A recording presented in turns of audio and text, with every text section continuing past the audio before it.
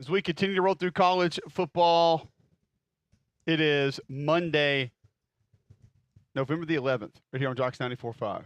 Cole Cubelic, Craig McElroy taking you through the next 3 hours.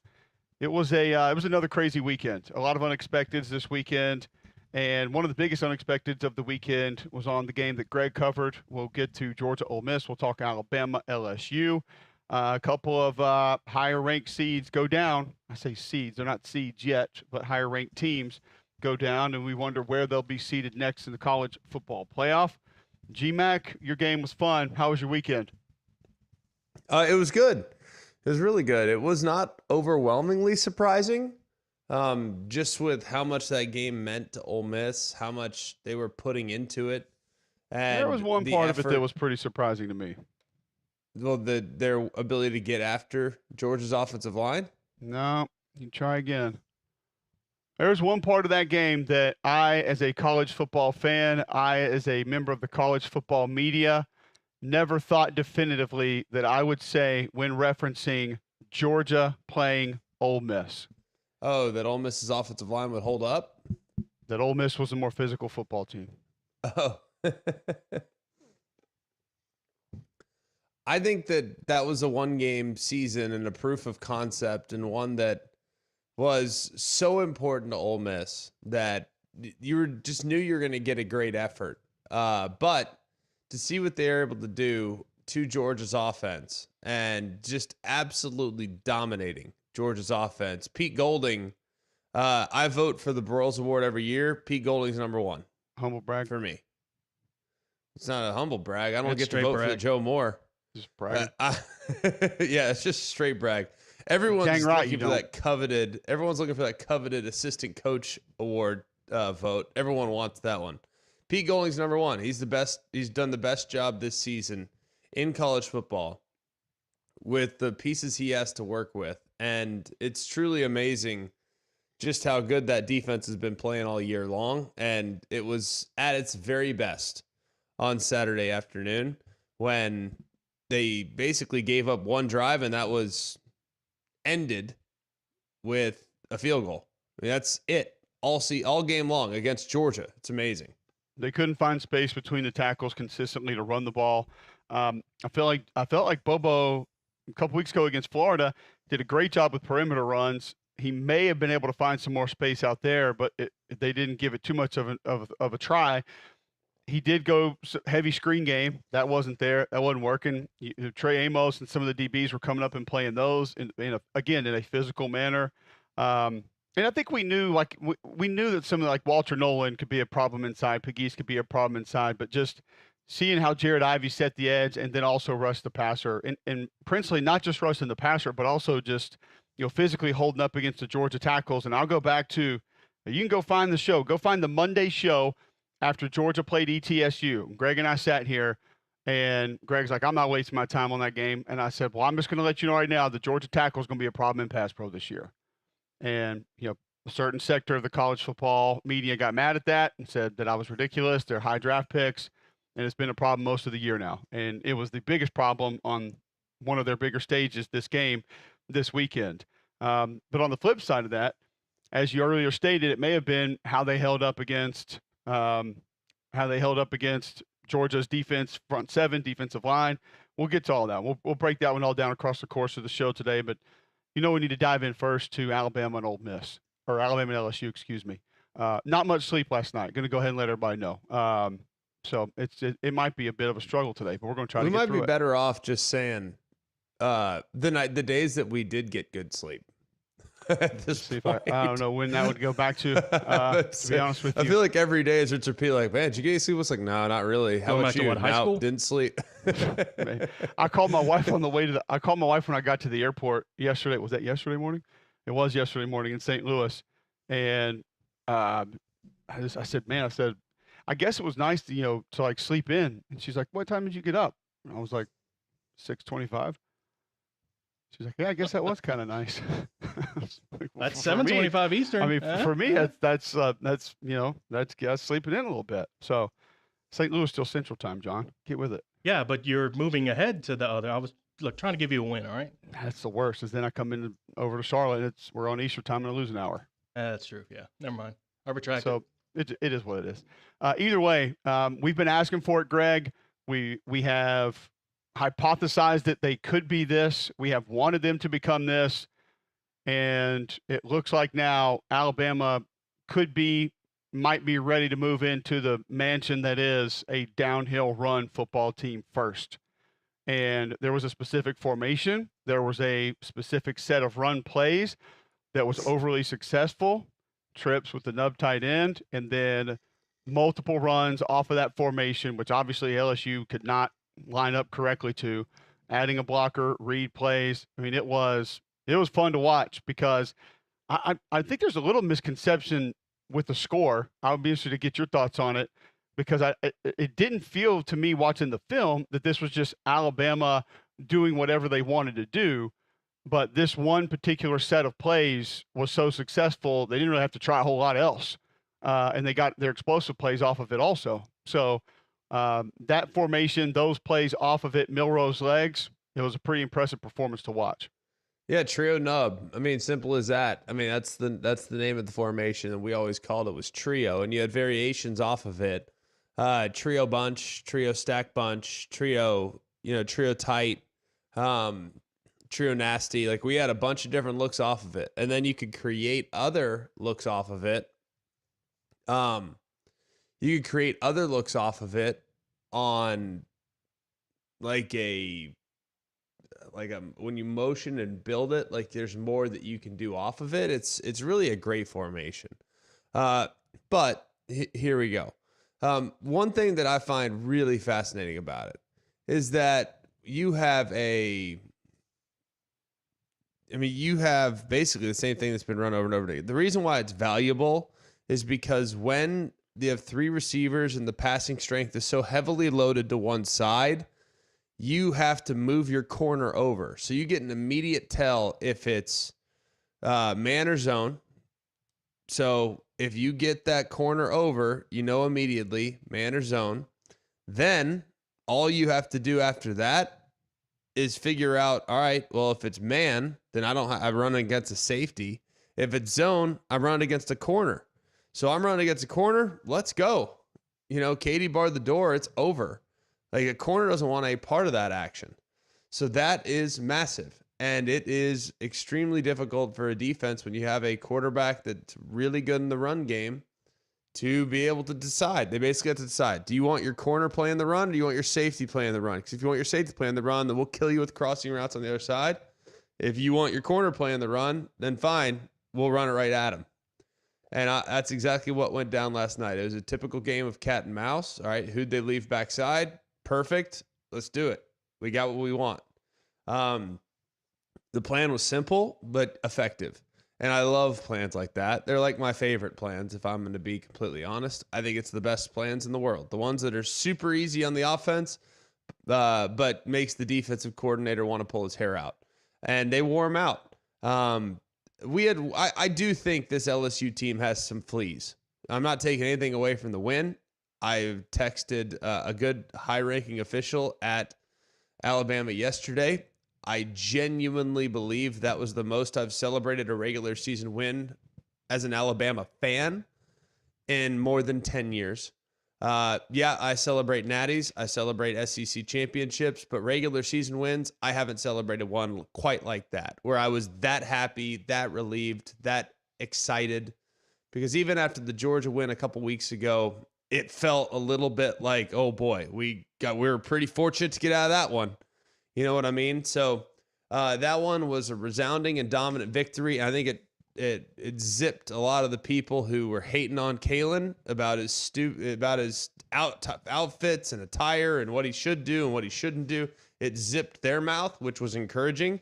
And I think it gets people to start to believe, like, this guy knows what he's doing. Just got to trust the process and know that it's going to work all right. There's a little bit of a feeling out process, but it's going to be just fine. So it was really for those of us that have supported Kalen and for those of us that have been, real positive about his hiring. It was a nice day, I think, to see just how dominant he was in that setting. We often reference being stubborn in football as being bad, but sometimes being stubborn can be good in football. This was an example of stubborn being good. Like you said, a simple game plan, but it had a lot of variations and a lot of options inside of it, a lot of answers inside of it. The stubbornness that was a positive came with they didn't get away from it. And it's something that we had talked about earlier in the season with a little bit of searching for identity with this offense of, hey, man, it looked like the run game was there and then immediately back to 4 wide, pitch it around a little bit. And they didn't do that in this game. Did not do that in this game. I've been actually really anxious to ask you this question and get your thoughts on this. What I saw, and I would imagine I don't send a ton of texts on Sundays. There are usually a couple of guys who I see. They're guys doing some different things that I like. I imagine same person said that I was very impressed with how Jalen Milroe sort of operated the offense, and that's not from a run perspective. It felt to me, Greg, as though he was very comfortable working within the system and having an understanding of what the system was asking for at that moment. A lot of people see throws to the running back and they immediately think check down. Well, there's in that offense, there are a lot of throws where the running back is the first read. And there have been times this year where Jalen has not taken that and it's been there. He didn't do that in this game. It was immediate. It was deliberate. If it needed to go down to the back, it went down to the back. Some of those intermediate throws across the middle of the field, he took those right off the bat. There wasn't a lot of dancing and moving around in the pocket. It felt like he had a real good grasp of, okay, this is what's going to be there. If you want to drop back and it's there, take it now, and then let's just move on. You're going to have your chances to run the football because we already got those dialed in. Don't worry about that. And we don't need to try to push it down the field because everything's going to be open underneath. That's what I saw from Jalen Milroe when I watched the film yesterday. Well, I think that he was very decisive. And two, it's almost like in the bye week, they decided, look, our receivers outside of Ryan Williams are good, not great. They're solid. We need to get Kendrick Law more touches. So they did. We need to also do a pretty good job of making sure that we get our running backs more touches too. Like the running backs are probably two of the best players on the team, pound for pound, two of the best players on the team. They need more looks. They need more opportunities. And whatever we need to do to make sure that they are involved, whether it's in the pass game or the run game, we need to do that. And I also think too, when you look at what LSU has done, they had Whit Weeks, who's a guy that can blow things up, and a guy that that is a handful for sure. You're probably not going to be able to block him. So take him out with the offensive line, make the offensive line responsible for Whit Weeks, number 40. And you get Greg Penn, who's a really instinctive player, good player, solid player, but he can't run. The guy runs 4.8, maybe. He just can't run. He's really, really good. You catch him in between the tackles, he's in a great spot. But you get him in the situation where he's in coverage, he's dead. So I think that was a really good plan to try to take advantage of the aggressiveness of Weeks and to try to get as many situations where the back is on other linebackers because there was really no answer for them. So, and that trio formation really puts an onus on that. So I thought it was a great plan, simple plan, but one that was super effective. And I thought Jalen played smart, decisive football. Yep, within the structure. And we'll get to Alabama's defense. I'm so excited to talk about different parts of this game. We'll do it throughout the course of the show. Paul Finebaum will join us on the other side. But there are a couple of parts of this one that I'm really anxious to get to, talk with you about, talk to our listeners about. It's going to be fun having a discussion about this game and some others coming up from this past weekend. First, I'll tell you about Gusty Goulas and the Gusty Goulas Group. If you need to get into a new home today, Gusty Goulas can help. Go to GustyGoulasGroup.com, and you'll see a button at the top of the page. You can click that. Very little information. Find out your home's value right now. Or just Google Gusty Goulas, and you're going to see over 835-star Google reviews. Most agents start marketing after you list with them, not Gusty. He's already investing thousands of dollars trying to get you into a new home or trying to get your home sold. Serve more than 3,000 home buyers and sellers in the greater Birmingham area. Since 2012, Gusty Goulas Group recognized both nationally and locally as Greater Birmingham, Alabama's #1 team in homes sold. Go to GustyGoulasGroup.com today or call 205-542-1996. We had upsets. We had big moments. We had 3 quarters of a rock fight and a quarter of some things I've never seen in my life in the game that I covered this weekend, and a lot more that we need to discuss. And we'll start it with Paul Finebaum next, right here on Mac and Cube in the morning.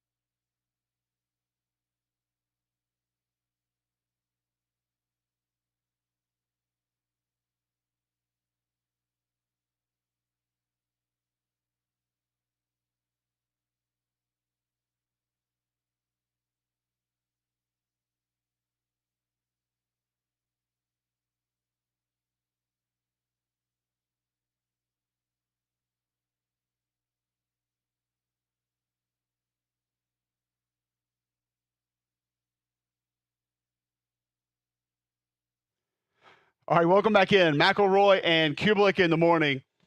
He joins us each and every Monday. You can hear him 2 to 6 p.m. on the SEC Network, right here on Jocks 94.5 as well. See him Saturday mornings on SEC Nation. Thanks to our friends at Craneworks. It's Paul Finebaum.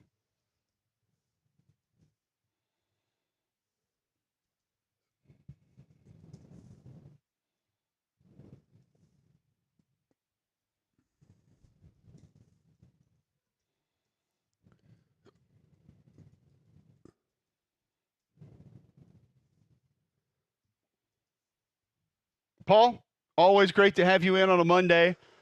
Another wild weekend of college football. Let's start in Baton Rouge. Alabama dedicates themselves to the run game. They look like a physically dominant football team. There were parts of it that were just old school. How much more confidence now do you gain in Kalen DeBoer's group here in the last quarter of the season after what you saw against LSU? It was a masterclass. It was really incredible to watch, and I do remember it was maybe about 4 weeks ago standing with Greg in Knoxville, and he felt better about this team, and it kind of caught my attention a little bit. And I think what we're seeing now is just a little bit of patience from Kalen DeBoer, not panicking after the Tennessee game. And this team right now looks like a potential national championship team. 4 weeks ago, it looked like they were maybe done for the season. It's remarkable to watch. I think it was as equally positive on the Alabama side as it was negative on the LSU side. But right now, Alabama is in a perfect position.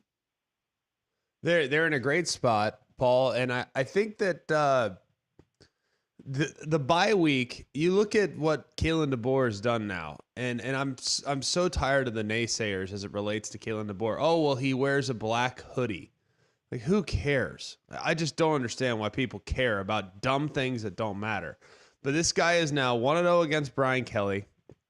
He's 2-0 against Dan Lanning. He's 2-0 against Steve Sarkisian. He's 1-0 against Kirby Smart. I mean, the guy's a giant killer against, quote unquote, the best coaches in America.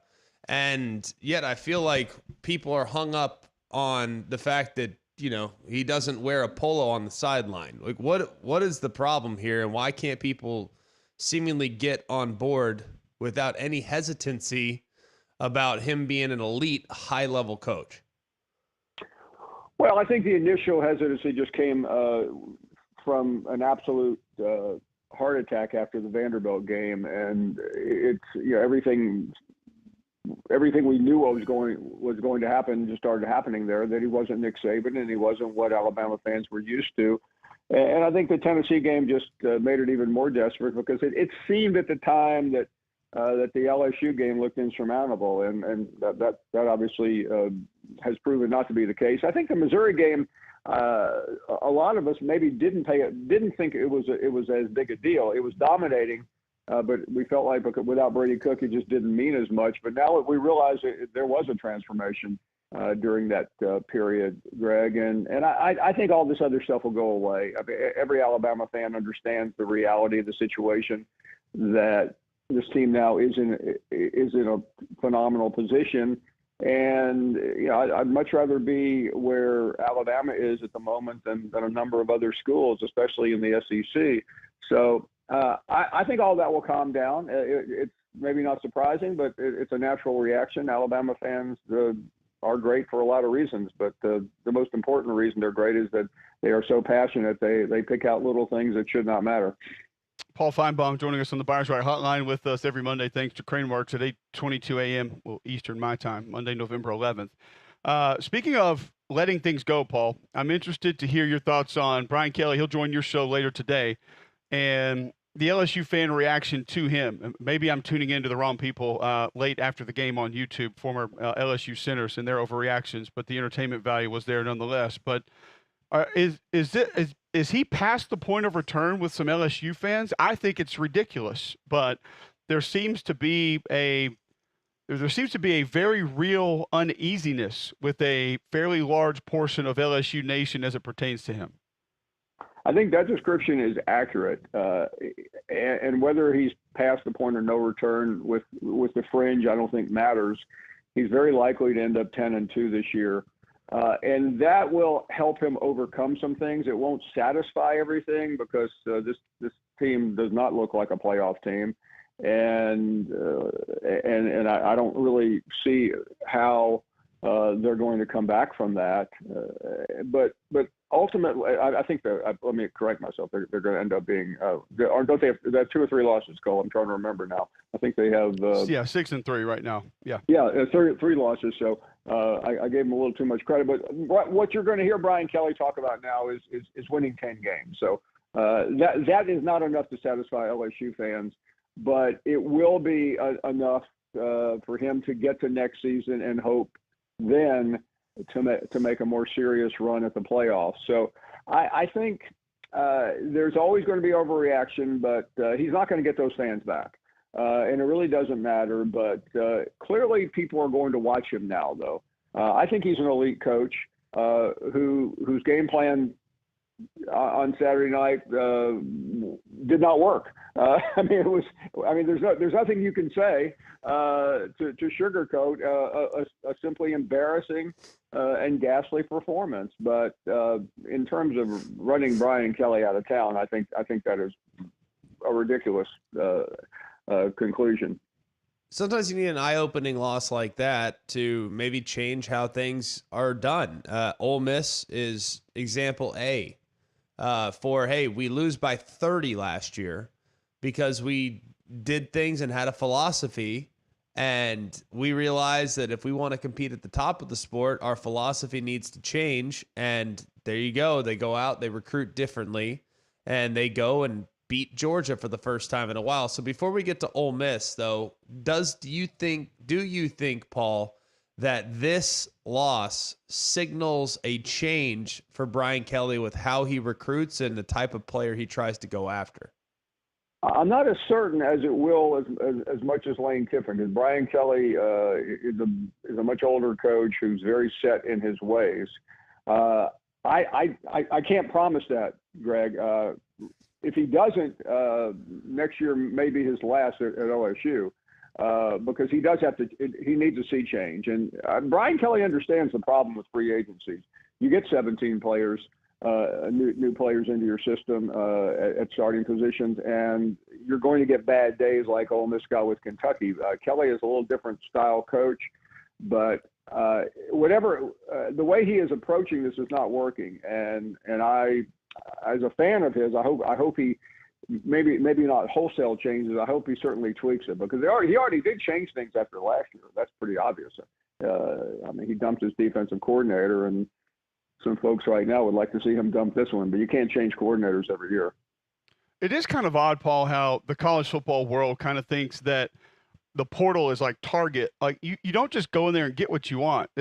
Kids are allowed to not go to your school. There's not an endless supply of every position. So we're seeing this with Brian Kelly and defensive tackles, Auburn and quarterbacks. There has to be some sort of understanding that certain kids can also turn you down to go somewhere else. You don't just get to select every guy to come play for you.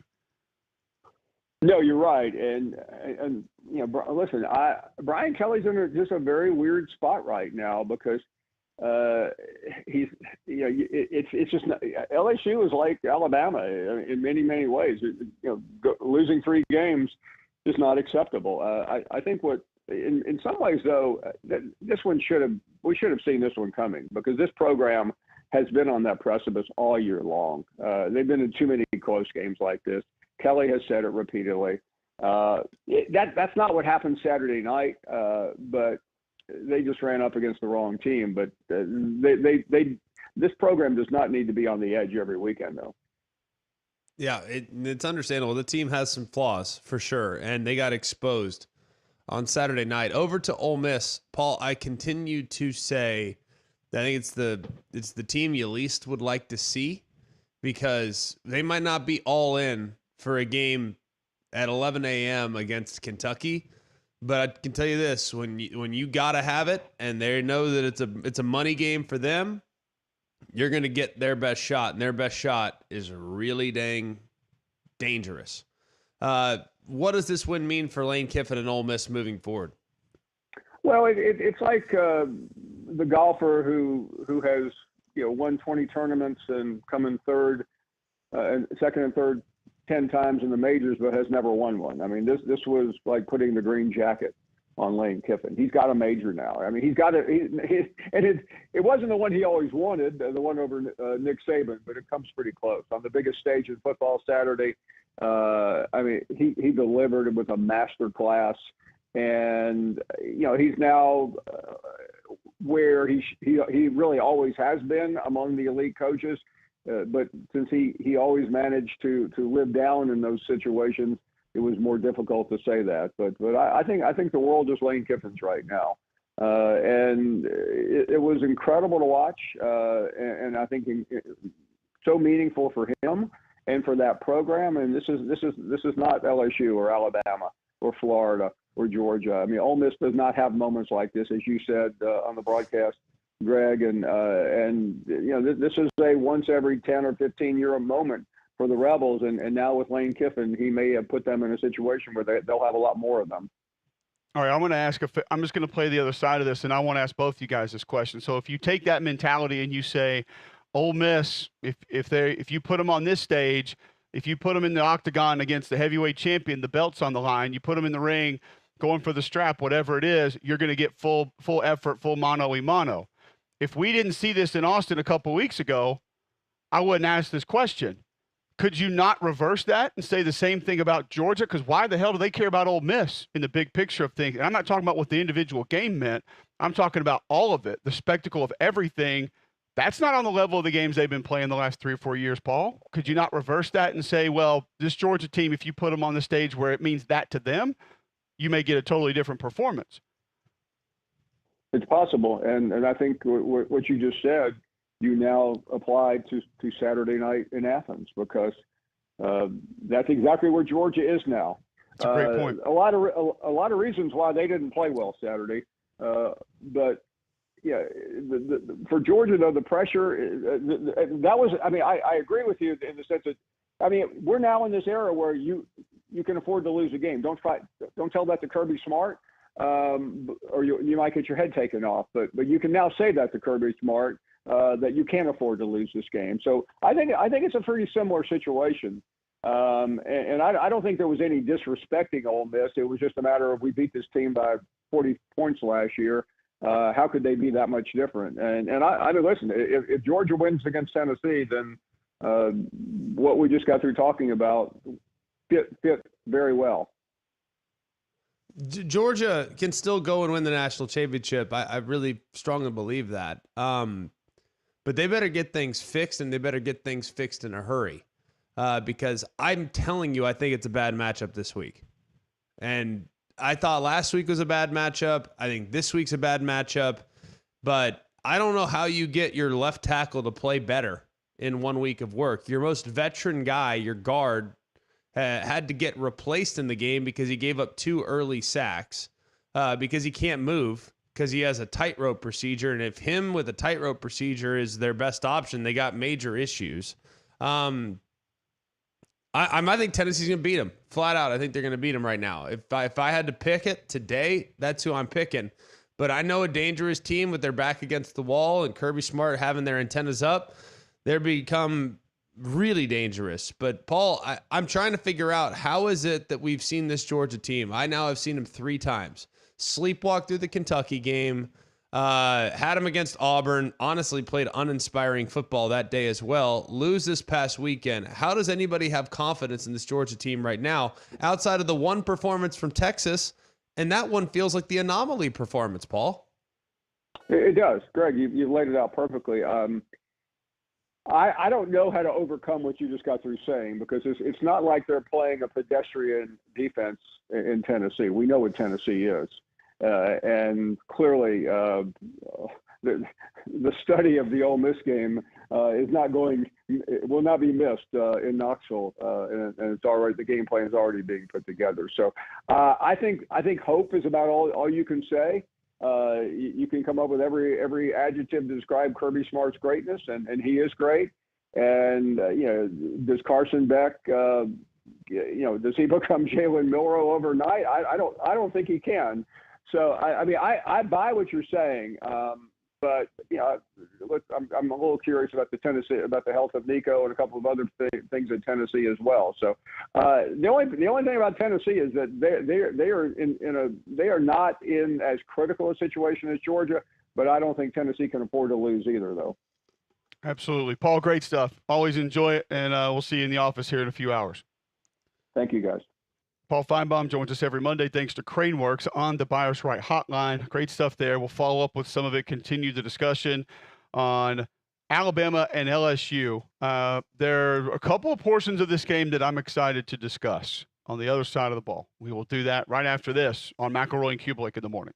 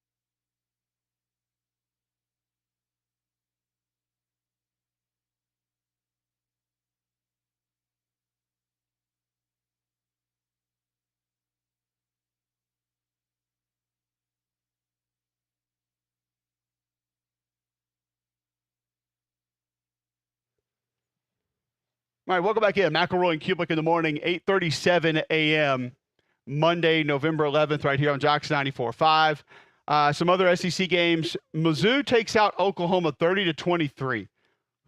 Drew Pine, 14-27, 143 yards, 3 touchdowns, no picks. I feel like about 90% of that happened in the fourth quarter. This was an absolute rock fight for 3 quarters. And then all of a sudden, a couple big plays, a couple turnovers, and here we go. Did you get to watch any of the end of this, G-Mac? I don't know what your travel schedule looked like. Yeah. Dude, I walked in the door and it was 10-9. Thereabouts. Like sitting there thinking, oh God, what a brutal game. Poor Cole. But it was competitive. that what until more could you about ask for? 8:46 left in the fourth quarter. Exactly. I think I walked in with about 11 minutes left. Had it on the side TV, paying God's honest truth, very little attention to it. And honestly, it was like more trying to figure out how to turn on the right TV on BYU Utah because I couldn't get my remote to work. So I spent most of the time, and I swear I don't think I looked over there, and all of a sudden I look over there, it's 23-all. It's like, what the heck just happened? Yeah, I don't think I have seen 2 scoop and scores off fumbles in 3 series of football in my life. Here, just going to quickly give you your drive chart for this game quickly. Punt, punt, fumble, punt, field goal, downs, field goal, punt, field goal, punt, punt, field goal, punt, downs, touchdown. Punt, punt, fumble, touchdown, touchdown. Scoop and score, fumble, return for touchdown. Touchdown, scoop and score, fumble, return for touchdown. End of game. Missouri wins. After the first scoop and score, Oklahoma goes up 23-16. 23-16 with 2 minutes left in the game. Left for dead. Missouri's dead. They're done. Then they score a touchdown. Then they get the scoop and score touchdown with 41 seconds left. And all of a sudden, the game was tied. And then the scoop and score puts Missouri up. And Oklahoma's now left for dead. I mean, it was literally like Undertaker versus Undertaker. And they just kept waking up from their coffins on the side of the ring. And didn't know who was going to win. It was the craziest thing I've seen in a long time. It's a nice win for Missouri, I guess. I got a lot more questions about Oklahoma than I do Missouri. Here's one weird question we were talking about on the ride back to the hotel. How do you not just give Casey Thompson a chance? Can he be worse? Suggesting the guy that was at Texas and then at Nebraska Texas and then at FAU and then now I'm just the saying guy he's that's been got around more football helmets in his backdrop at the office than I do. Why not just is it going to hurt to give him a shot? I mean, I don't know, man. It's the quarterback thing at OU right now. It's tough, but that's not the game that we want to focus on, the game that we want to spend a lot of time on. Obviously, Alabama, LSU, the game that we want to dial in on. Here was my biggest question coming out of this game, Greg. And I want to get my notes here quickly because I want to have the play numbers for you. And I think you'll appreciate this. Watching that LSU offense, I believe it was play. I don't know if I'm going to be able to find it right now. I think it was play either 2 or 3, and they run stretch play and it goes for 29 yards. And then that series would go down and end in a field goal. And then on the next series, I believe the 3rd or 4th play of that series, they would run stretch play to the right again. And it would go for about 7 yards. And then they ran it one more time on play 36 for 3 yards. So you went 29-7 on a play that looked like it was working, and you literally pulled the ripcord and bailed on it for the rest of the game. Yeah, why wouldn't you? You can talk about where the score was and what the game looked like and things like that, but I ain't buying that because you had numerous chances before that game got out of hand to continue to try to get that play going. And by the way, you weren't protecting your quarterback very well, so some play action would have probably helped. How and why you can't find a way to go back to that, or you continue to just refuse to give the running game an opportunity is beyond me. But it was there. They had it. They showed that it had a chance to be successful, and they just completely bailed on it again. Don't really understand why. There have been a bunch of times this year, and I've noticed this, and look, this is not picking on one team in particular, where you have something that's working. It's like, oh no, we need to show everybody just how much we have in our offensive arsenal. I told you this story last week, and Jim Tressel famously said to Coach Mack when he was coaching he was the offensive coordinator at Syracuse, first 6 plays of the game, off tackle left, 8 yards. Off tackle left, 12 yards. Off tackle left, 6 yards. Off tackle left, 11 yards. Off tackle left, 7 yards. And Coach Mack gets on the headset and says, Jimmy, do we have any other offensive plays? And Jim Tressel, as calmly as you can say it, Coach, yes, we do. And as soon as they stop this one, I plan on calling one of those other plays. I mean, it's a true story. It's like an Hall of Fame story, and it's not just a lesson teacher, but it's the reality. When you have something that works, you don't get paid for creativity. You get paid for scoring points. And I don't understand. I watched what you watch. I don't understand why you abandon things that are working If in it an ain't effort broke, to don't show fix it. creativity and versatility. Absolutely. And as we discussed on Friday, and feel like we alluded to multiple times, and as we talked about when we broke this game down, I believe the video is circulating out on Jox's Twitter feed and TikTok. Garrett Nussmeier will throw the ball to the other team. Therefore, going to be hard to pick LSU. There are 2 on the box score that you're going to see. There are another 3 that you easily could have seen and didn't. So that also a major problem for that LSU football team. We'll talk more about that as the show goes on. First, GMAC, tell our listeners about Polar Bear Services. Polar Bear Services can do so many different things around your house. It's awesome to know that Polar Bear Services has your back and they can help you out in so many different ways. It's also great because I know when I call them, I have an opportunity to just say, hey, man, can you fix this? Weston, can you do it? Yes, sir. Yes, we can. We'll be there momentarily. Polar Bear Service can do so many things around your house. You'll be really, really grateful for the service that you receive from them. Electrical, no problem. Plumbing, no problem. HVAC, that's their specialty. Get them out the day before things get a little bit cooler and make sure that your system is running properly and smoothly. Serving all over Alabama. Remember, if you have a problem with your electrical, plumbing, heater, air, just pick up the phone and call the Bear. It's 205-497-BEAR. That's 497-BEAR.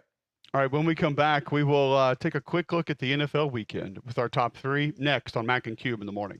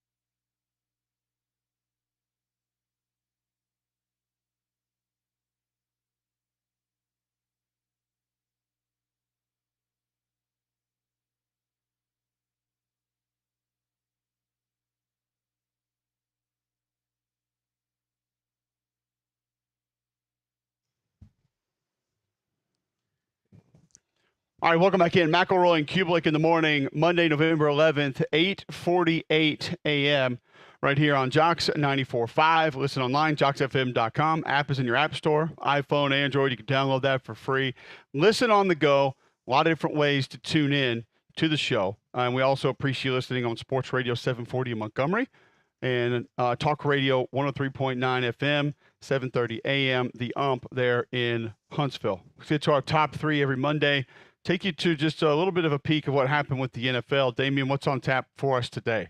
Oh, well, we do the top three NFL performances from over the weekend. And it started off Thursday. And understandably, it is a loss. But the Cincinnati Bengals did have an offensive explosion by two players. One, Joe Burrow, 34 for 56, 428 yards and 4 touchdowns. And 3 of those touchdowns went to his buddy Jamar Chase as he finished the game with 11 catches, 264 yards, and 3 touchdowns. But they did end up falling to the Baltimore Ravens 35-34. Ended up going for 2. In that situation, you hadn't stopped Lamar Jackson. You can't send it to overtime by taking that field goal because it didn't feel like the Cincinnati defense was going to be able to make a stop. But Joe Burrow and that offense, they did lock in when they needed to. Got it done. I don't know how you lose that game with one guy going over 211 catches, but hey, give Baltimore credit. Absolutely. And then it's kind of a situation. I have 3 people vying for the third spot, but you take a pick on these 3. Chuba Hubbard, running back for the Carolina Panthers. In the first time. We haven't gotten to the second spot. Yeah, well, technically, Jamar Chase was like the second spot. Okay, it's 1 and 2 on the same team. Got it. Yeah. But the third spot, we have 3 guys that are fighting for this spot. 2 are going to be in the honorable mention category. But Chuba Hubbard, 28 carries, 153 yards for the Carolina Panthers as they knocked off the New York Giants 20-17 in overtime. The first time since 2022 the Carolina Panthers have won consecutive ball games. I mean, I think I know the other 2 that you're going to go with, but the fact that Carolina actually won a game, I'm probably going to go to him. And also the fact that he had a monster game right after getting a new contract. Yes, sir. I feel like a lot of times right after the new contract, you almost get a little bit of checkout mode. So that's probably where I would lean. Maybe it's just because I'm in Charlotte right now and I'm feeling that Chuba Hubbard the tractor beams are sucking me into being a Panthers homer.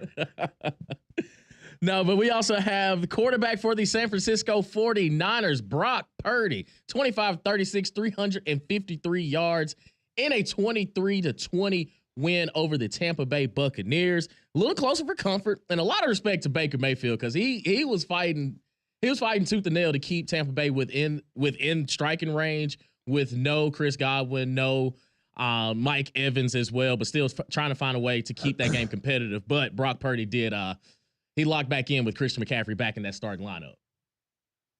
It's a good day. Really good day. But the weapons he's got around him, he should be having good days every week. Absolutely. And can't forget about Greg's favorite quarterback, Kyler Murray. Yes, sir. 22 for 24, 266 yards and 1 touchdown. He also added 2 touchdowns with his legs. 3 carries for 21 yards in a 31-6 victory over, again, Greg's New York Jets. Not so good for Aaron Rodgers. I think you got to give it to Kyler because he got jacked up in that game. Yeah, he did. God, he got lit up. Yeah. Yes, he did. Who was worse, Georgia Tech kid or him? I thought Georgia Tech kid was dead. Georgia Tech was Georgia bad. Tech, that was brutal. Debo had him that one. That's as close as we've been to of having something really bad happen in a long time. I felt like. And just imagine. And it was clean. Though I'm like most of it was a clean hit. You know what I mean? Like, well, I think you also got to see his actual head snap back, not his helmet snap back from getting hit. And it's just like, no.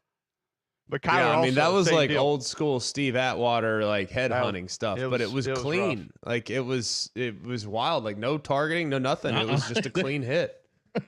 Well, I don't think the face mask that ripped the helmet off before that was clean, but yeah, the hit. Okay. What led to the hit? I can't go Kyler because I had him on the bench yesterday. So. It happens. Oh, you're still not keeping anybody up cares that. about my fantasy team. Not even I care about my fantasy team, but I'm not going to sit there and give people free wins either. So, even though I am, but still trying. He's dialed in.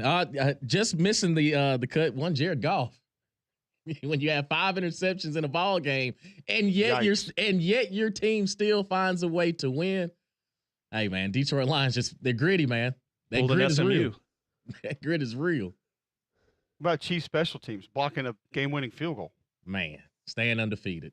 If you hate special teams, just say you hate special teams. I wouldn't That's fine. necessarily say I hate it, but I do. I haven't haven't heard us bring up Better a kicker. game without it. Have we brought up a kicker and about it before? No, but we could go Jake Bates, UFL alum. Hey.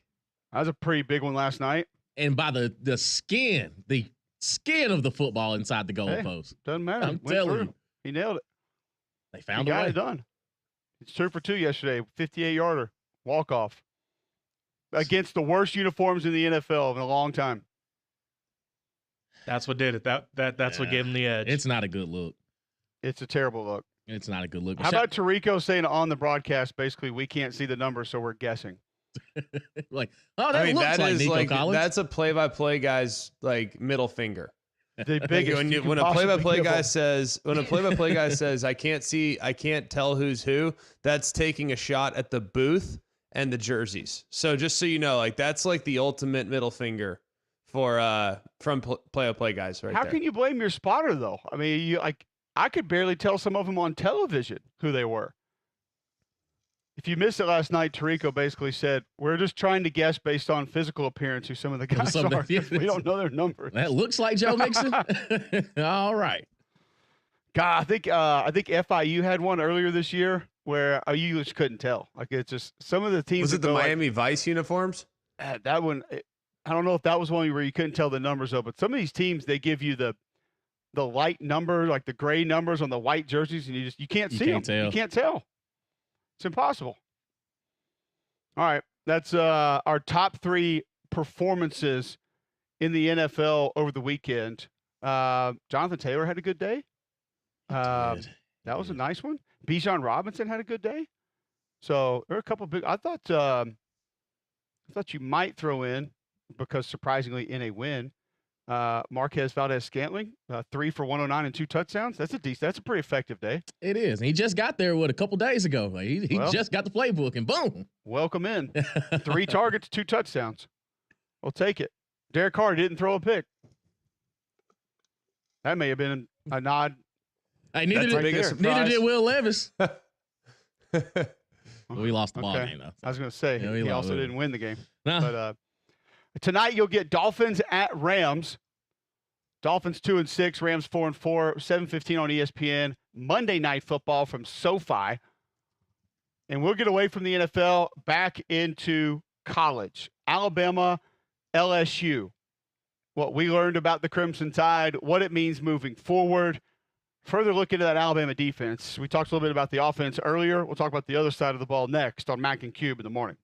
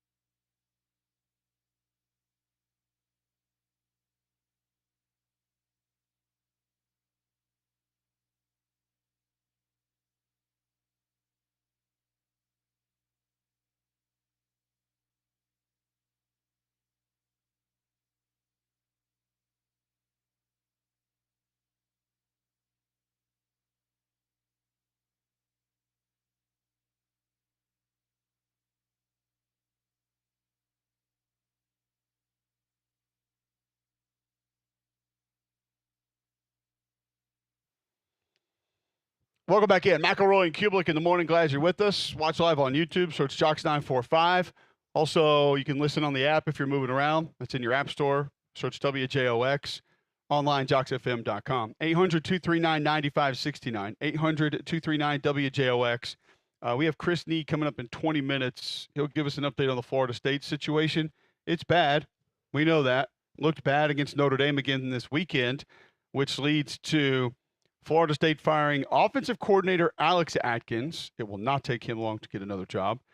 Defensive coordinator Adam Fuller. And Greg, I don't know if I've seen this one before. Wide receiver coach Ron Dugans gets the axe because it's his fault.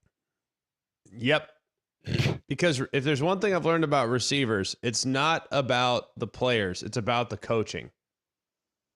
But this is where we are, unfortunately, with a lot of college football. You have a bad season. Guys have got to go. We saw it with Seth Luttrell in Oklahoma. Did that fix their offensive woes? No. Not for FAU, real. who also is struggling, is firing offensive line coach Ed Warner because that's the problem. It's definitely the O-line coach's fault. When in doubt, fire the O-line coach. Kennesaw State is just going to fire the head coach, Brian Bohannon, who we saw get his first win just a couple of weeks ago at the FBS level. So he was a part of helping building this program up and then making that jump. 72-37 overall. And then you make the leap to FBS, and the AD is going to now change the leadership. So, I mean, this is one that I know people will look at the record this year, Greg, and say, oh, yeah, well, of course, you had to get him out of there. But also on the flip side of that, you look at the fact that he's tied for first in Big South Conference history with 63 wins. Fastest coach to win 45 games. He got there with a 38-35 win over Campbell on November 9th, 2019. And now you're letting him go. So not just one of the most successful head coaches in the school's history, but also in the conference's history that they were in previously. And because they're struggling in their first year bumping up, they're going to let him go. One that probably more than some of these others feels like it's nonsensical. It doesn't make a lot of sense. Same page. But at the same time, like, I mean, who are you going to get? My biggest thing is, like, who wants that job? I mean, seriously, what's the budget like? I have no idea. I'm simply asking the question. What's the budget like? Yeah, something tells me it's not great. Well, they're going to owe him over $600,000 for his buyout. He tweeted yesterday afternoon.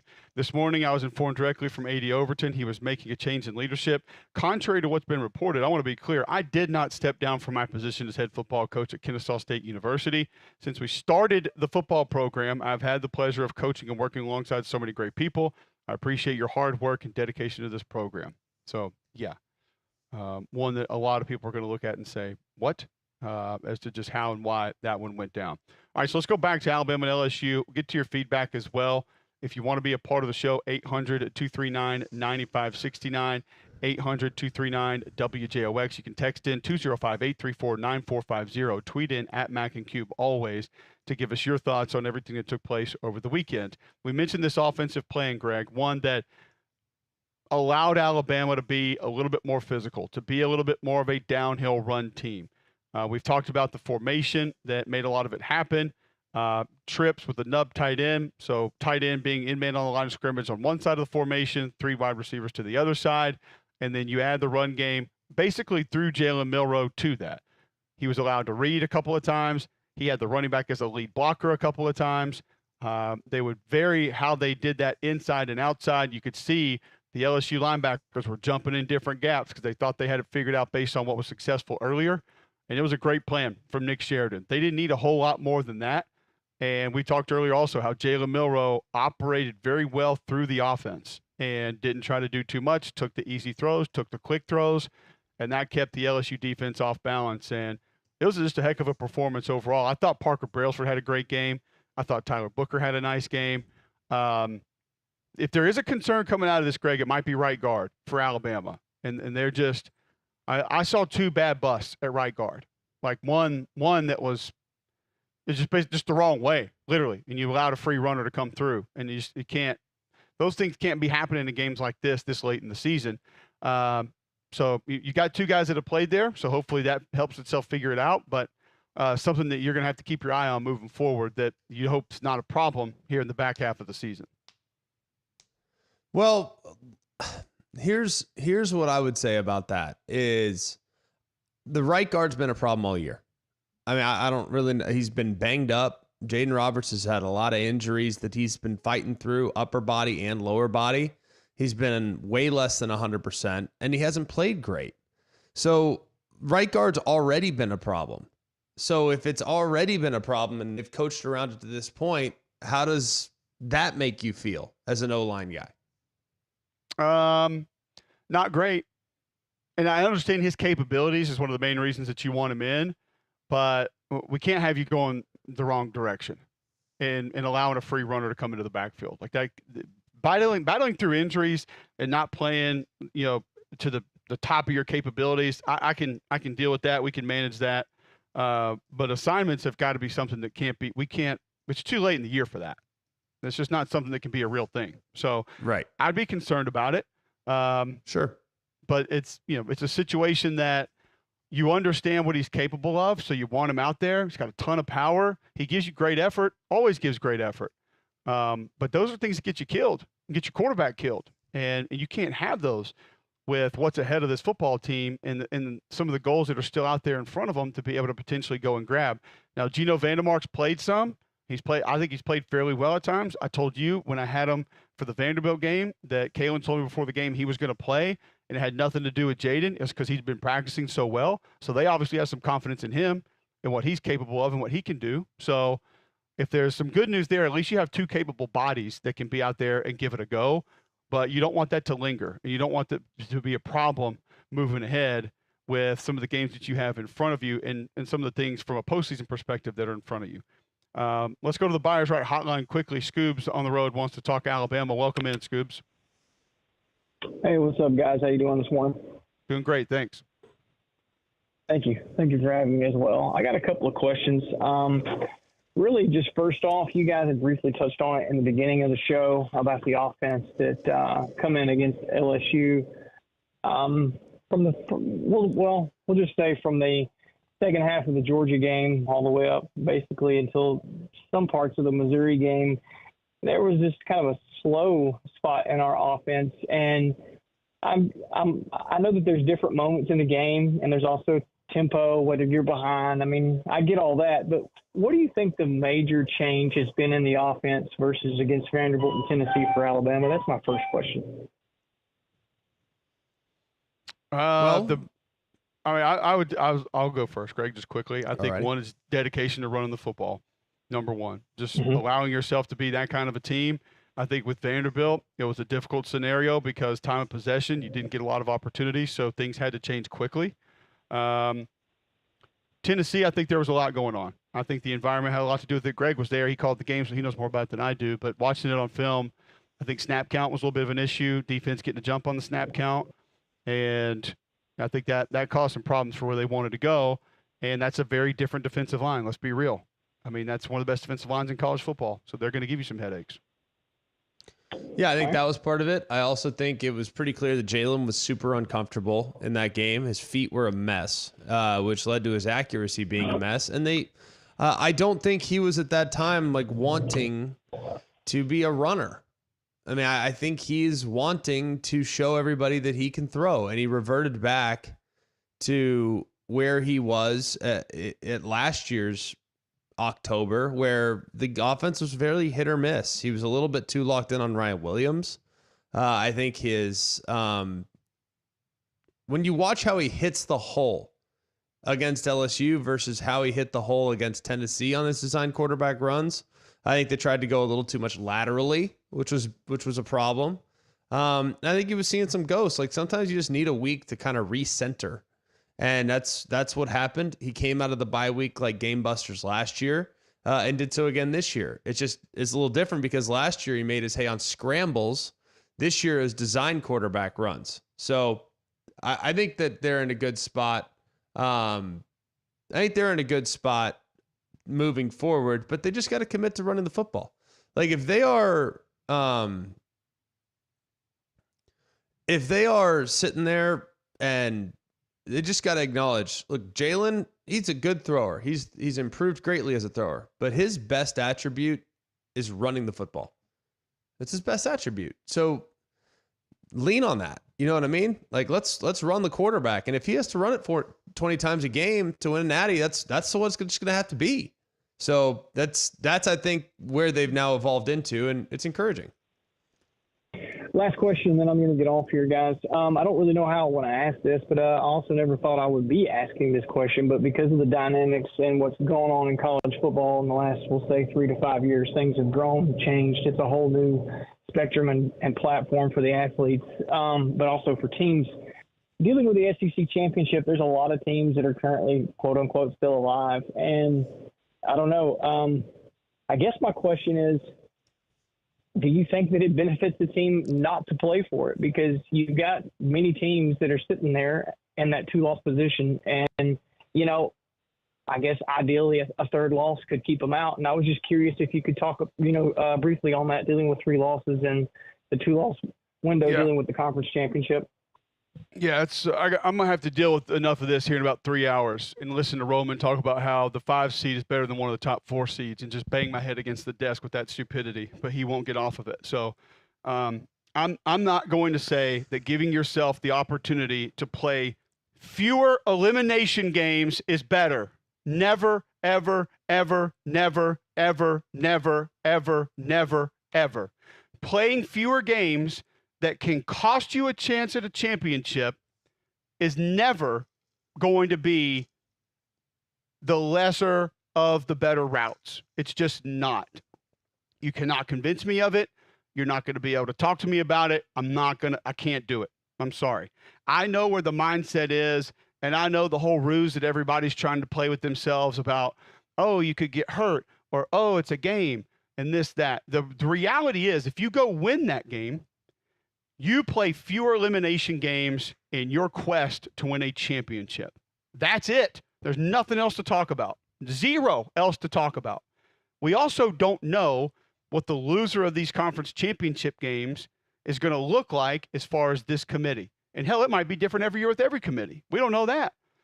But, I understand, Greg, that a lot of people are beginning to have this conversation of maybe they should sit their guys out. Maybe they shouldn't go. Maybe you don't want to go. Maybe you tell them not to send you. But if you have the opportunity to go play, to skip an elimination game in a tournament in which the championship is on the line, you cannot tell me that having just that opportunity, I don't care what happens, having that opportunity, you can't convince me that's not the better route. You will never find someone.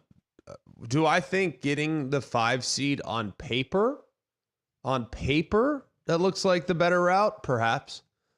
Because then you not just play the possible 12 seed in Boise State, but here's the thing that's funny. Here's the funny and interesting thing. Boise State continues to win. Boise State might not be the 12 seed, everybody. Like, everybody just assumes that G5 team is going to be there at the 12 spot. I don't know that for sure. What if they're in the 10 spot? Then is being the 7 seed the most important thing? I mean, I think securing a first-round bye is better. And I don't think they're going to penalize teams if they lose their 3rd game in the conference championship when a bunch of teams are sitting at home with 2 losses. They're not going to penalize the team that had to play an extra one because they get a 3rd loss. They're going to penalize the teams that didn't make the conference championship. I don't know why this is so hard to understand. Like, if you're comparing a bunch of teams based on what they did in 12 games, well, the team that has the best, quote, resume is going to advance to the conference championship game. So you're telling me their resume is going to weaken in the event in which they lose the conference title when a bunch of teams who their resume was better than were sitting at home twiddling their thumbs? That's not going to happen. The committee can't do that. That'd be absurd. Here's the problem. I also don't think if you're sitting at home on conference championship Saturday, I think the likelihood of you getting a home playoff game is pretty dang slim. So you're probably going on the road. And guess what? The 5 seed that Roman thinks is The best thing ever? Guess what?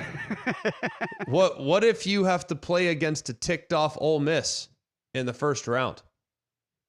You want to play as the 5 seed? You're Penn State and you're sitting there, or you're Ohio State. You want to play Ole Miss? You want Cam Ward in the first round? Yeah, you want to play Miami? Like Miami? First of all, I don't think Miami. I don't either, but I'm just saying if you went by, and I know this isn't the way it'll play out, but let's just say you went AP poll right now. Let's say Texas and Tennessee go play in the conference championship game, and Tennessee drops that game. You think they're going to fall behind Alabama and Ole Miss and Georgia? I don't. I don't think that that's the way it's going to play out. Now, once again, we don't know how these teams are going to be treated losing conference championship games. But I haven't thought about it the way that you did, but it's an interesting statement that some of these conference championship game losers are probably, we don't know, probably not just going to be pushed down to not having home playoff games, because how you are thought of going into that game is most likely still going to trump a lot of the teams behind you who did nothing that week. Unless you get blown out by 50, I'm not sure it's going to be that big of a problem. So now, if you want to start talking these possible tiebreaker scenarios, that's where we have a lot that can go on. Have you taken a peek at that, GMAC? Of the yes. potential end of the road with multiple 2-loss SEC teams we could be staring down the barrel of? Yes. The tiebreaker scenarios, maybe we should save it for the next segment. Oh boy. Oh boy. Could be a lot. We got disaster coming. Yeah, it's never disaster when you walk in the door at Bromberg's, though. No, Bromberg's is the best. And every time I walk in there, I know I'm greeted with a friendly face. I'm greeted with people that know, that understand what it is my wife's looking for, what it is I'm looking for, what my budget needs to be, where the trends are going as far as the amazing things that they have and what's going to be popular and stylish here in the years and generations to come. They're the oldest retailer in the state and the oldest family-owned and operated retailer. So enjoy that luxury shopping experience that you'll only find at Bromberg's.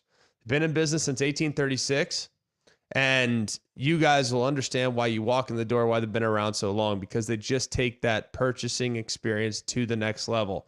Go see them in Mountain Brook Village in the Summit, or you can also shop online at brombergs.com.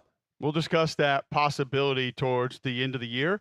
And discuss who will be there potentially tied next on McElroy and Cubelic in the morning.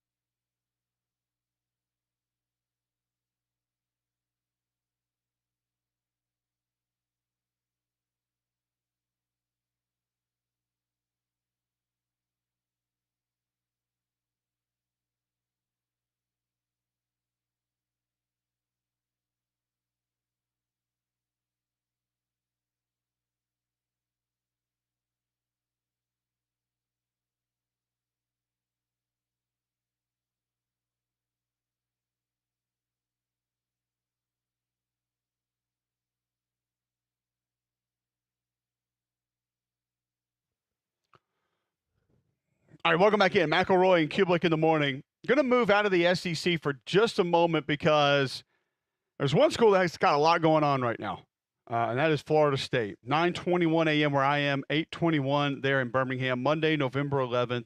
Listen online, jocksfm.com. Going to go to Chris Nee here in just a moment, talk Florida State. He covers the Seminoles. But first, Greg, before we move to him, tell our listeners about Crocker Moving Services. They're a local company owned by an Iraq War veteran, Eric Crocker. Crocker believes in hiring movers you can trust to complete full background checks and run drug tests on every single employee. So call these guys, and you'll be very grateful to know that they've been in my house multiple times. They've been in Cole's house. We have had these guys taking care of our property before and have had a great experience. That's why we are so proud to endorse our friends at Crocker Moving Services. Call them today for a free quote. The website is crockermovingservices.com. It's crockermovingservices.com. Support your veterans by choosing Crocker Moving Services for your next move. There are some historical numbers you don't want affiliated with your program, like a 6 straight loss. That is one that hasn't happened since 1974. Now 1-9 also hasn't happened since 74. Florida State, 3rd straight loss by 20 or more points as well. Longest such streak since 73. And their 3rd loss by 49 or more points since 2018. Those are not numbers that you want to have to discuss to your fan base. 52-3, Notre Dame gets the win, and Chris Nee covers the Florida State Seminoles. He joins us now. Chris, I'm going to be honest with you. I know that we have to have these sacrificial lambs in college football, and you have to fire guys to satisfy the fan base, which sometimes feels a little bit silly. But firing your OC, DC, and wide receiver coach, did that have to happen for things to maybe just stay in place for Mike Norvell moving forward? Yeah, I don't know that it had to happen necessarily yesterday when it did happen, but I think by the end of the beginning of the offseason after the Florida game, I think it was something that was going to come. It's kind of a complex thing. Obviously, receivers, Ron Dugan's former Seminole, Ben here, he was actually here preceding Mike Norvell's hire. He's a guy that just hasn't recruited up to snuff, and truthfully, that position's a mess. Hasn't been very good, and Mike's had to kind of work around him some in the time here, recruiting guys like Johnny Wilson and previously Keon Coleman, who they've had success with, but there's been plenty of misses there. With regards to the coordinators, Adam Fuller is in full control of the defense, been here with Mike the entirety of Mike's time here, was hired by Mike. He's had some great success. I mean, they win the ACC championship last year largely because of their defense and Lawrence Toafili at running back. But this year it just didn't work. The messaging seemed to kind of fall on deaf ears. Adam Fuller is non-asset as a recruiter. He's not any good at it. Just be blunt and honest about that. And I think that probably played a role. And then offensively, Alex Atkins had the OC title. He had some influence on the offense, but it's Mike Norvell's offense. It's also the worst offense in the country currently this year. Scoring output is literally 134 now. And with regards to Atkins, his O-line group was viewed as going into the year when we were all wish casting or whatever we want to call it, back when they were an AP top 10 team and expected to compete for the ACC. The O-line was a big reason people thought that. They thought it was going to be a strength and asset for them. Darius Washington, Maurice Smith, Jeremiah Byers, 3 major pieces coming back. All 3 of those guys got worse. Their offensive guard situation is a mess. A guy like TJ Ferguson's arguably the worst guard at D1 football this year with regards to like PFF grades and things of that sort. So, yeah, it's sort of like it's the sad side of the business, but yeah, firings had to happen. There was a bloodthirst. I think there was some satisfying of that. I don't think we're probably done with dismissals in Tallahassee, truthfully, but it had to happen. Well, what I don't understand is it's not. I mean, don't get me wrong. I don't think you would expect Florida State to just make it through this thing all alone, but the offensive line was never really that good. They kind of get by on smoke and mirrors. It's not like this was like a road grading group. They're not overwhelmingly physical. And that wasn't the strength of the team last year. So I guess I just try to figure out, like, did people just think they were all of a sudden overnight going to become just this trench war daddy type of team? Because that's just never who they were. I think that's a good point. I'll answer that by saying, one, I think Jordan Travis was the ultimate eraser with hindsight in consideration there. Jordan Travis made a huge difference for that group proceeding this year. The No belief question. this year was that they were going to – what? No, I totally agree. What, no, I completely agree. No and question. Like, Jordan Travis was great. And then this year, I think the biggest thing with that group was they expected – so when FSU went into this year, the expectation was DJ Uiagalelei as their quarterback, vertical passing game, power run game. They did think they were going to win in the trenches. I agree with you that they've never shown anything where they've been an overpowering group where they can line up and just beat the hell out of somebody. I mean, that was abundantly clear game one of this year in Ireland when they played Georgia Tech. Brent Key's group was far more physical in both trenches, far more willing to get into a fight and win the fight. And FSU certainly showed that they weren't, and that's been a item that's carried through all 10 games this year. So, yeah, I think there was optimism in the building that group was going to be capable of that they were going to be a very good team because they were going to be able to line up, run the ball effectively, consistently. They're one of the worst running teams in the country this year, and then be able to take vertical shots and hit them because they have speed at wide receiver. They've been relatively ineffective at that. Nothing of the expectations of this group this year, and I'm talking internal expectations, coaching staff expectations, what they spoke about in the spring and into the summer and then into the season, none of that has held true. And I think that speaks to self-scout, a lack of awareness of who and what you are, and ultimately a lot of their miscues are because bad evaluations, bad players that they've put together in a group, and it's created a bad football team. It's a lot of missteps along the way. And I know they won 23 games the last 2 years, and they went 13-0 last year prior to the Orange Bowl with Georgia, where they played very shorthanded and got blown out of water. But there were some cracks with regards to talent assembly and what they were doing. You guys both know this is a portal-reliant program. That's what they've done here. I think this year showed that methodology cannot continue, cannot work, because when you do miss on portal guys, they took 17 portal guys last season, this past offseason, and it's probably fair to say they missed on well over a dozen of those. That's what you get. You get 1-9. You get the worst team in 50 years. You get a preseason AP top 10 team that can't compete with anybody with a pulse on the football field. Chris Nees covers Florida State. He joins us now on the Buyers Right hotline. You mentioned the portal, new players coming in. Obviously, none of us believe all of a sudden that Mike can't call plays. Like, I don't all of a sudden believe that Alex Atkins can't coach offensive line. But from a very elementary standpoint, like, go ground level with us here. When you cover this team, watch this team, talk to people close to it, what do you believe is most responsible for this big of a drop? You talked about last year. Jordan Travis was amazing. Keon Coleman was incredible. Jared Verse, unbelievable. Like, you all some great players, so we knew it wasn't going to be the same. But to the extent in which this thing has gone, what would you place at the top of the list of reasons? And it doesn't have to be something blatantly obvious from like a statistical or individual standpoint.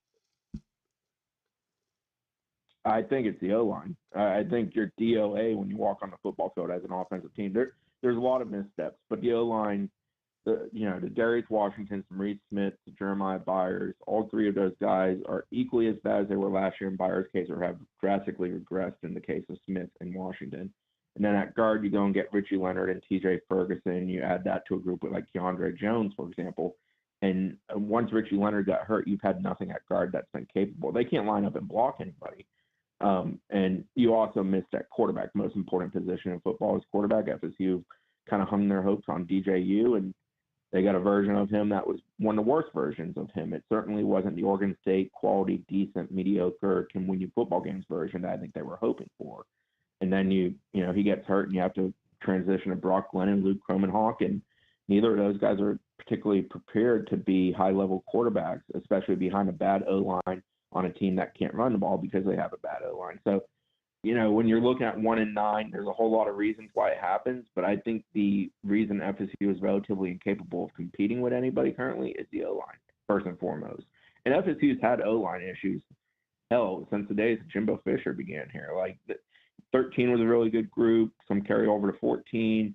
Last year's group and the year before, Jordan Travis played a role in that, but that group was better at least lining up and allowing them to run the ball some.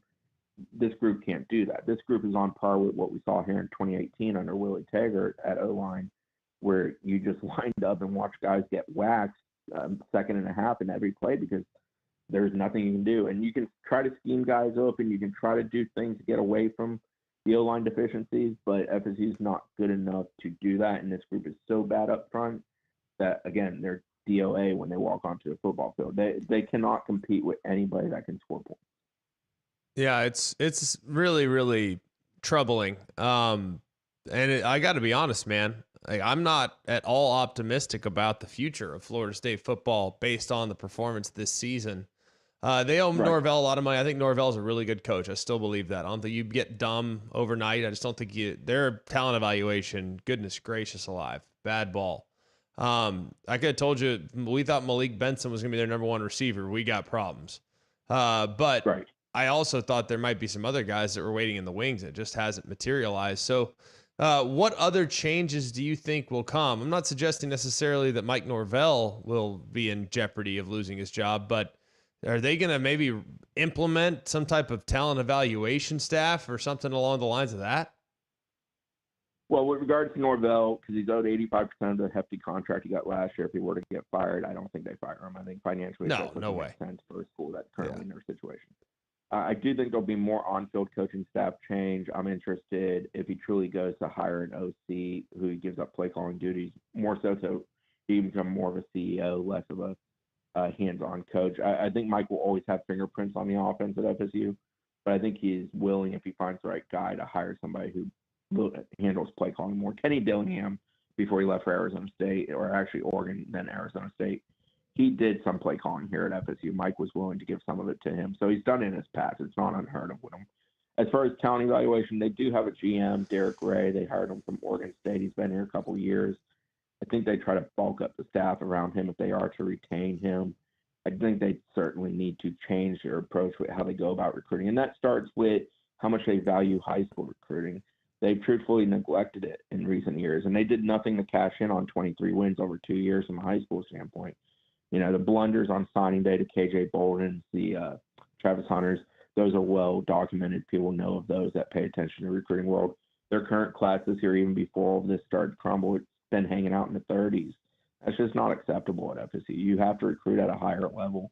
You need to build a foundation that's not built on sand with portal guys where, you know, they're not necessarily bought in. Having multi-year guys out of high school ranks who can, you know, live with the ups and downs, grow with it, that's some of what helped this program get where they got. Obviously, portal guys were immensely important in the success of 22 and 23, but there were a lot of guys that have gone through the hell of 20 and 21 who were part of that team.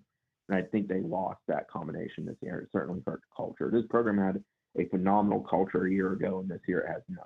And that it's just amazing to watch it all evaporate overnight. That is pretty unusual. It's usually a slow diminishing thing or something that you see build up. In this case, it went from really good to non-existent pretty much overnight. Well, Chris, we appreciate the time. Thanks for kind of straightening things out. I know it feels like a bit of a mess down there. Just wanted to get your insight on everything happening. Look forward to catching up with you again soon. All right, take it easy, guys. Yes, sir. That's Chris Neat with 247 Sports, covers Florida State at the letter CNEE 247 for anything Florida State related. You can go follow him on Twitter and catch up there. Just, I don't know, Greg. Feels like a mess, man. Like for me, I don't. You can't tell me that your offensive line's your biggest problem when your defense is 101st in scoring defense, and I think 98th in total defense. I mean, it's. I don't think it's anything on the field, honestly, and I don't know how you repair that. Whether it's culture, attitude, give a rip, whatever you want to label it as, something's got to change in that department if this thing is going to get turned around for Coach Norvell. Yeah, I mean, I'd still believe that the devastation of last year's, being left out percolated into the offseason. I don't care what anybody says. Like, I don't know how there's not some correlation there. Whether it's, the establishment took it away from us. I mean, they just said it. Like, he just said it a moment ago. Like, look at how many things Jordan Travis covered up. And look at now Jordan Travis being gone at the end of last year, them looking real human offensively, but having an all-world defense. Like, they were still able to survive, but they weren't the same team. Like, they got in the playoffs last year, they would have gotten destroyed. So it's just, I don't know. I feel bad for Norvell because I think he's a good coach. But I think culturally, that place is a little broken right now. And I don't know how you get that fixed. I really don't know how you get that fixed. Yeah, I think a lot of people would agree. All right, we'll get back to Alabama and LSU, portions of that Alabama plan, what we liked there. Obviously, there was a lot to like over the weekend with what Jalen Milroe put on film, what that Alabama defense did, and what that Alabama defense has a chance to be moving forward. So we'll give you a little bit more on that on the other side. First, tell you about our friends at Wayne's. We've talked about the full line of Wayne's home services that we use. And now we're heading towards winter, so you may have wildlife looking to move inside your home. That's why Wayne's offers wildlife removal and exclusion services. So on top of everything else that Wayne's can do for you, Greg, if wildlife is an issue in your home, Wayne's can help. Yeah, Ken. And Wayne's has done a great job servicing many areas of my home. I'm very grateful to the people at Wayne's for how they've gone out of their way to make sure that I feel great about the services that I receive. The lawn care has been outstanding. The Mosquito Plus is probably my favorite, but now is not the time for that. Mosquitoes are starting to go away and the weather cools. But the EnviroPest and the wildlife services now are two things that I'm going to be strongly considering. As the weather gets a little bit cooler, those pests start to come inside. You need to make sure you have that barricade so that they can't enter your house and potentially make things a little bit nasty around your homes. Call them today, 866-WAYNES-1. Visit callwaynes.com and let Wayne's continue to create your happy place. All right, more on the Alabama offense and defense, and not all great news for specifically that side of the football. We'll discuss it next on Mac and Cube in the morning.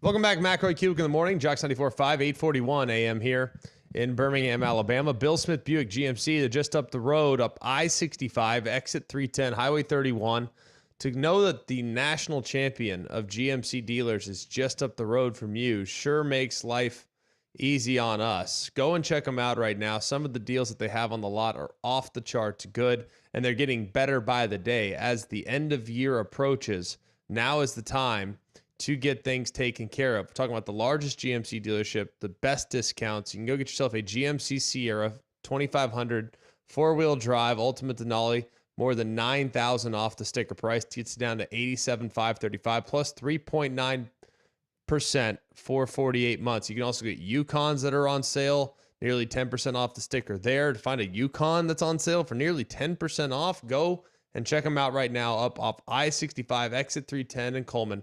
Go see Andy Cole. Go see Jonathan Yeager. 75% of their business repeat customers because you have a better experience when you shop with Bill Smith. So go take the short drive. You'll be glad you did. Or you can shop online at BillSmithBuickGMC.com. So I'm interested, Greg, from your standpoint. We talked about Alabama's game plan offensively and quarterback run, some different formations that we saw, different utilization of the formations that we saw. How do they build on this moving forward? How do you take the success that you had here and add to that, allow that to be what you're going to lean on moving ahead? Now, the schedule doesn't look as difficult as some of the other teams, but obviously Mercer, and then you have an Oklahoma defense that's going to be tough no matter what. Don't know if they can move the ball, but the defense legit. And then obviously an Auburn team, which is always one that could end up being a tough game, regardless of what the records are. So how do you build on what Alabama did and had success with against LSU? I think there's plenty to build on. You just acknowledge where Alabama is and where Jalen Milroe is in his progression as a player. I mean, I think it's a no-doubter. You hand it to him, he's got to get 15-plus carries a game.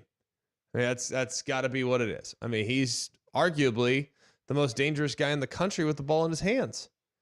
So, I mean, if I'm them, hey, look, we are reverting to a quarterback run-centric style of attack. And if it's got quarterback run elements in it, we are evaluating those.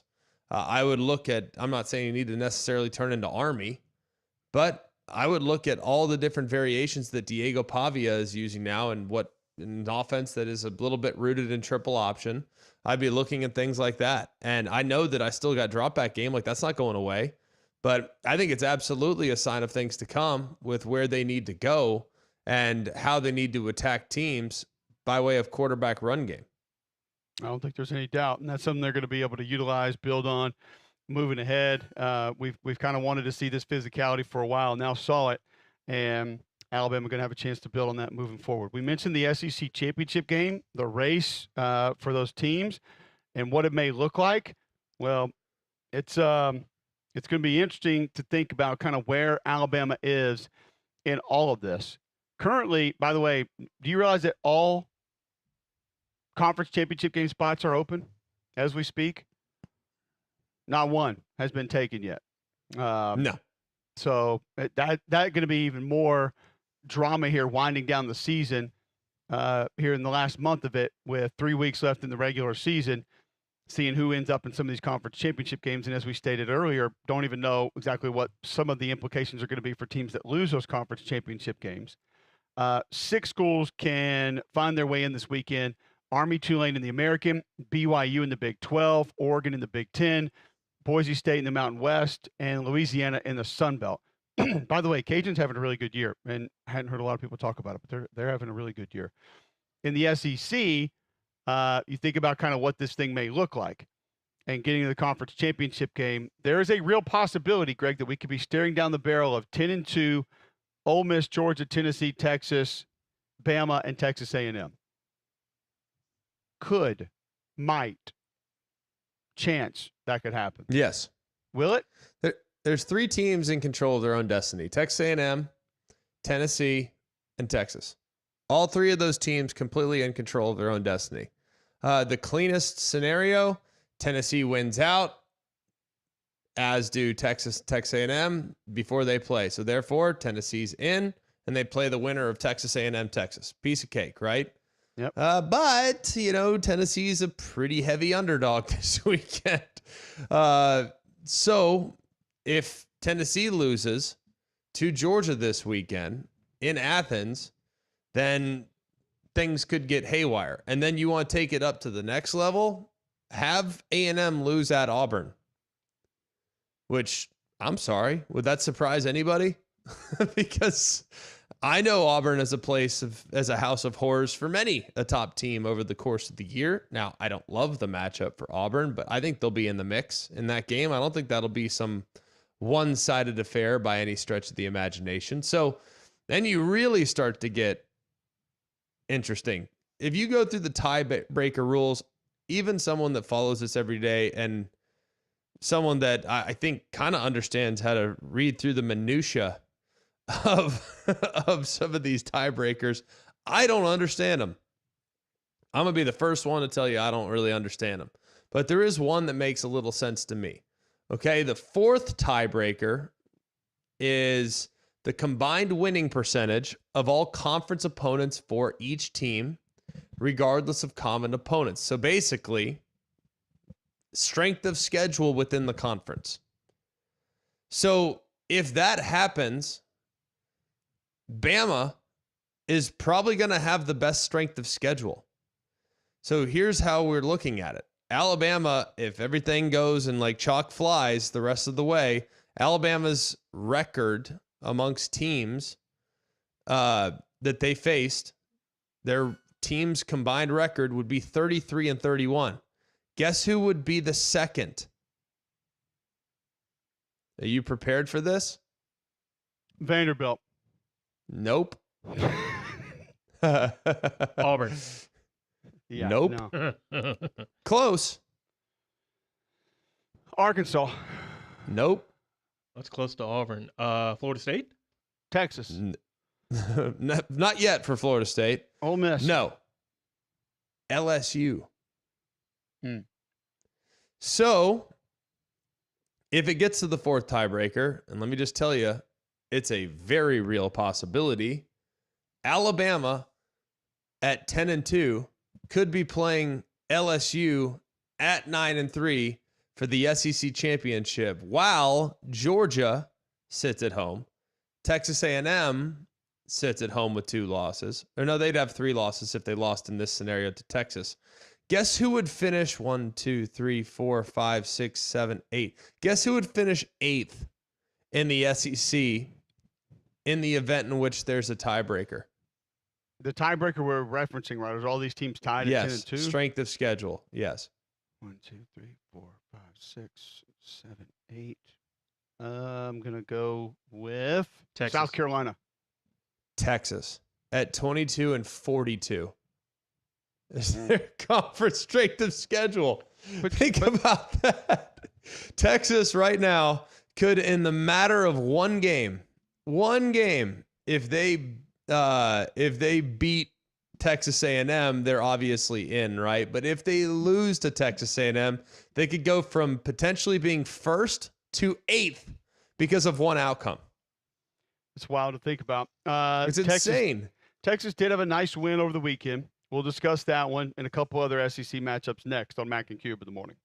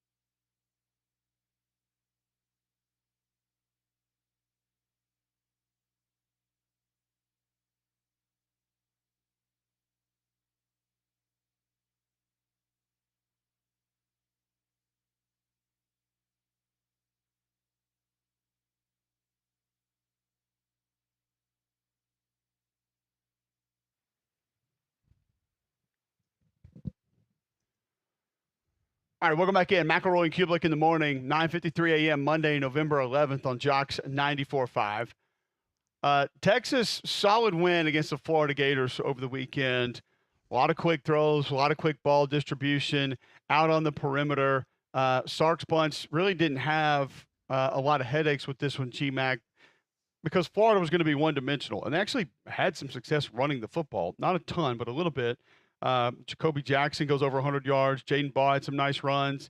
It's just that Texas had to play it a certain way because they weren't going to get much through the air. I still think that Texas defense, something that people aren't talking enough about. Quinn Ewers, 19 of 27, 333, 5 touchdown passes, no interceptions. Jared Gibson ran for 100 yards, but it was the backs out of the backfield. Jaden Blue, 3 for 67 out of the backfield. And then you had Quintravious Wisner, 3 for 59 and a touchdown. You put a couple receivers in the backfield, caught some passes from there. It was a bit of a masterclass from Sark on some of those detachments and quick throws, easy throws, the misdirection plays. I don't know if you've seen the one like fake counter reverse throwback thing. I don't even know what you would call it that Texas ran, Greg. I mean, it was like mind-boggling, the misdirection on one play. But they had it dialed against that Florida defense on Saturday afternoon. Completely. And what I was encouraged by, that was probably the most we've seen Texas throw the ball down the field this year. Now, he's still, look at the touchdowns. They had 5 touchdown passes. But 2 of the 5 were, catch and run, line of scrimmage, behind the line of scrimmage, whatever. But there were 3 that were pushed down the field, 2 in particular that were really nice throws. So that's something that hasn't really been there. It's been very dink and dunk. But this was the first game where it felt like, okay, we're going to push it downfield just a little bit more and be a little bit more aggressive down the field. And that is going to be really significant. And just really and truly, Texas on cruise control throughout the course of this game. Didn't have a lot of concern. I thought Florida might be able to do a little bit more defensively, specifically up front, but it didn't happen. Only 3 tackles for loss, only 1 sack. Texas cruises 49-17 over the Gators. You can cruise into game day men's health if you're feeling a little bit on edge, if you're lacking sleep or energy. Could be the effects of low testosterone, and Game Day Men's Health wants to help you with this. You go to GameDayMen'sHealth.com right now, set up a free consultation, and then when you roll in, you're going to get a free testosterone test, a free PSA test right off the bat, and they're going to know why you're feeling the way that you are, and then they're going to present to you options that they can help you with. They've helped me with some things. They can help you with some things. They have multiple different services, and all of those you can save 10% on by mentioning Cube when you walk in the door. Locker room environment, low stress, great people. They want to help you feel better, and they can do it at GameDayMen'sHealth.com. Weight loss programs also. Book your free consultation today at GameDayMen'sHealth.com. Tell them you heard about them right here on McElroy and Cubelic in the morning. Tyler Watts was in Baton Rouge on the call for the Alabama win. He'll join us next to discuss.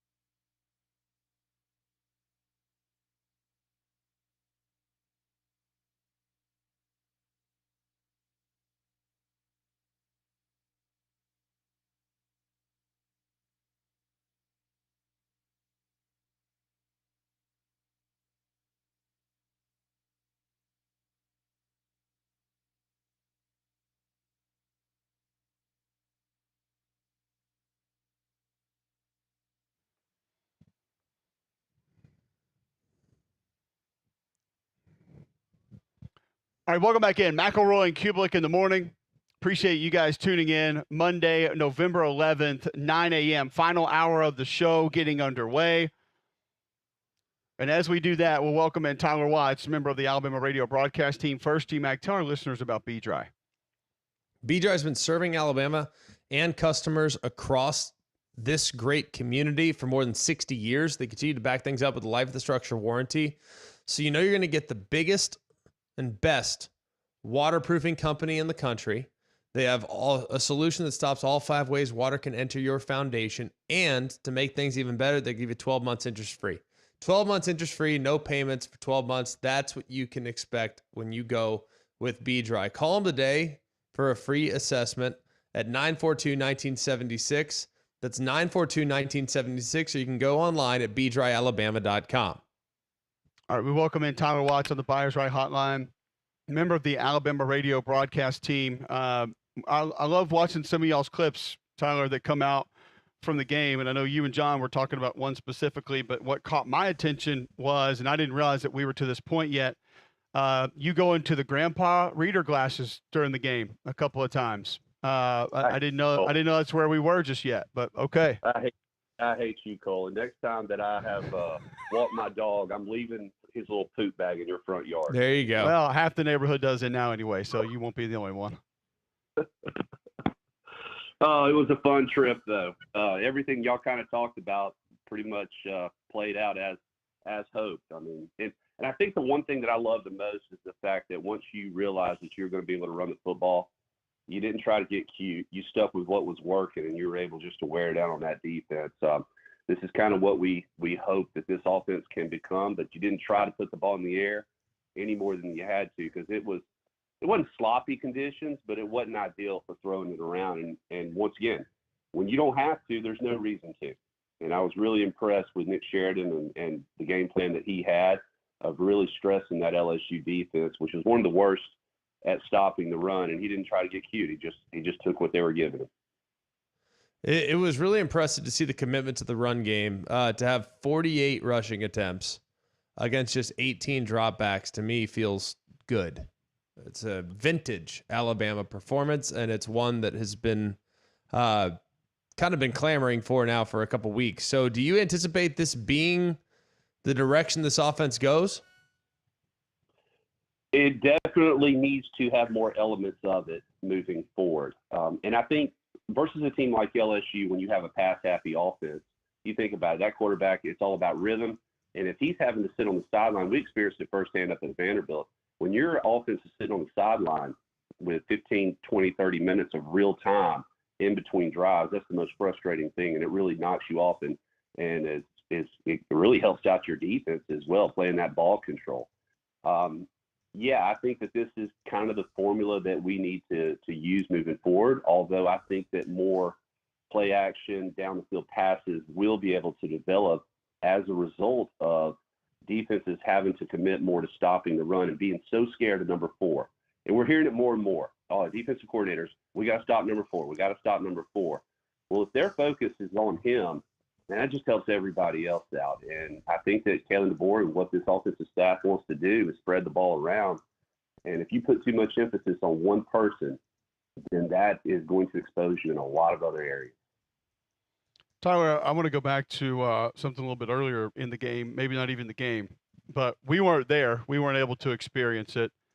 Can you just kind of set the stage for the return of the live tiger inside Death Valley? It was a gimmick in my opinion. I didn't think it was all that cool. I mean, I hate to sound like Jim Dunaway right here where nothing impresses me, but I mean, they rolled him out in a pickup truck, but they didn't even, at Arkansas, they take that hog and they roll it around the field. They didn't even do that. They just park it and put a spotlight on it. Everybody else was fired up about it. I didn't think there was a whole lot to it. Did they take it out after that? Did he stay there for the whole game? Like what? Honestly, I have no idea. I have no idea what they did with that tiger. It looked like it was asleep. Seriously. It was maybe the dumbest thing I think I've ever seen. I don't get it. I don't understand it. I even made a comment before the game. I said, I'll take this as a gimmick. This is no different than wearing black jerseys or or having everybody in the crowd wear one particular color. It typically does not work well when that's what you're focused on when you play Alabama.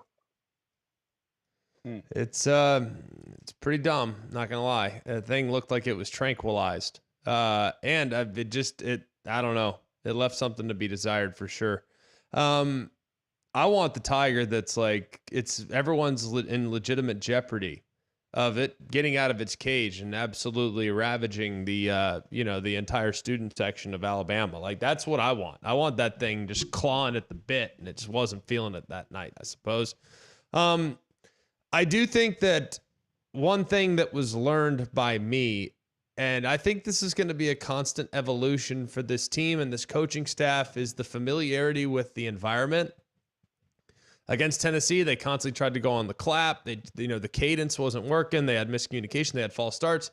Well, against LSU, they do the clap for a series or two, and then they go to look back where they're tapping the center, and it was a much cleaner operation as a result. So I feel like this coaching staff, and I know that's something small, but this coaching staff is starting to familiarize themselves with how hard it is to communicate in SEC environments because of what they learned from Tennessee and how they changed against LSU. Did you notice something similar? No, I did. One of our keys to the game, honestly, coming out was, especially early on, because of what you experienced up at Tennessee, hey, let's call a play and run it. If it doesn't work, we'll punt the ball. But let's call a play. Let's remove any options of or any ability of us having false starts. And, of course, the first play of the game, we get a false start, so you're not thinking that that's necessarily good. But Jalen Milroe out the gate was doing the old school, what worked back in 1980 and 1998 when we were playing, is, hey, raise your leg and let the center snap the ball. You have to be able to mix it up depending on what type of environment. And then later on in the game, you can go back to the clap if that's what you want to. That's crowd died down.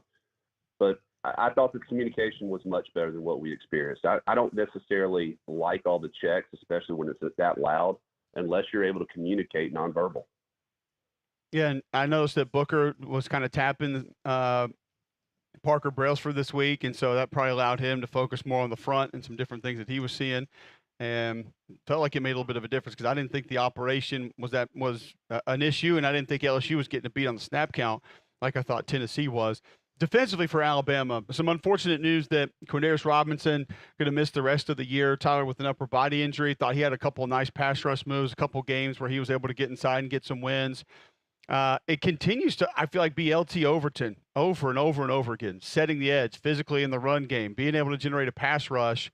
What else besides he stuck out to you with Alabama's defensive performance against LSU? I love some of the different looks that Kane Womack showed Garrett Nussmeier. He was bringing safety, sticking them up on the line of scrimmage, dropping them off, giving different looks. A lot of them were just kind of teases of hey, you got to be prepared for us to do this, but we're probably not going to do it.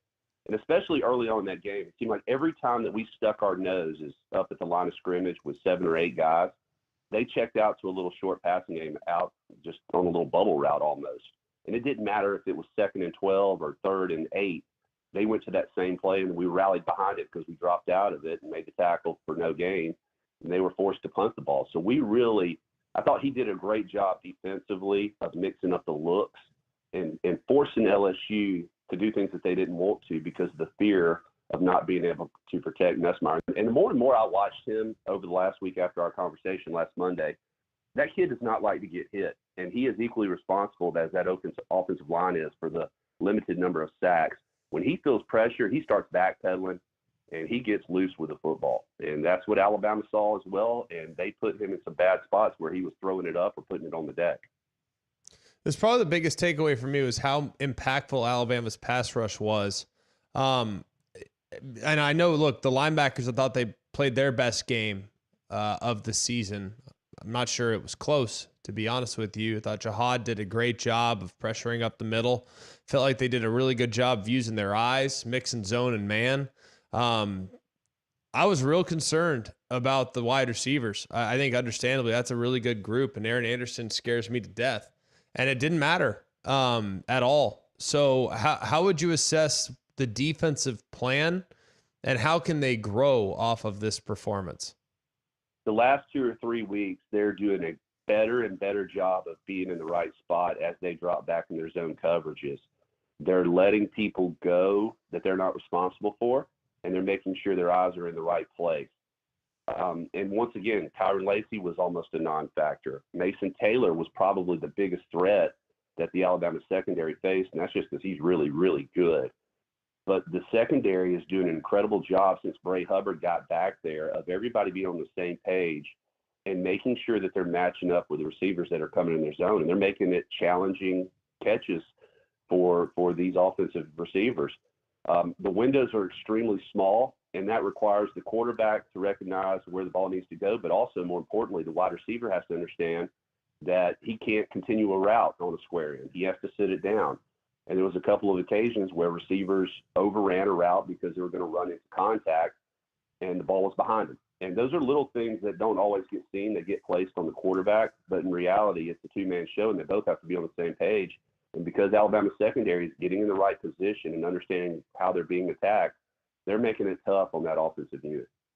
I don't think there's any doubt. All right, anything else that you kind of took away from this game that answered a question for you, a concern for you that you had, or something you wanted to see coming out of this game, outside just getting the win, looking good? Anything else that you kind of left that stadium thinking, man, didn't think I would see that tonight, and that's going to help this team moving forward?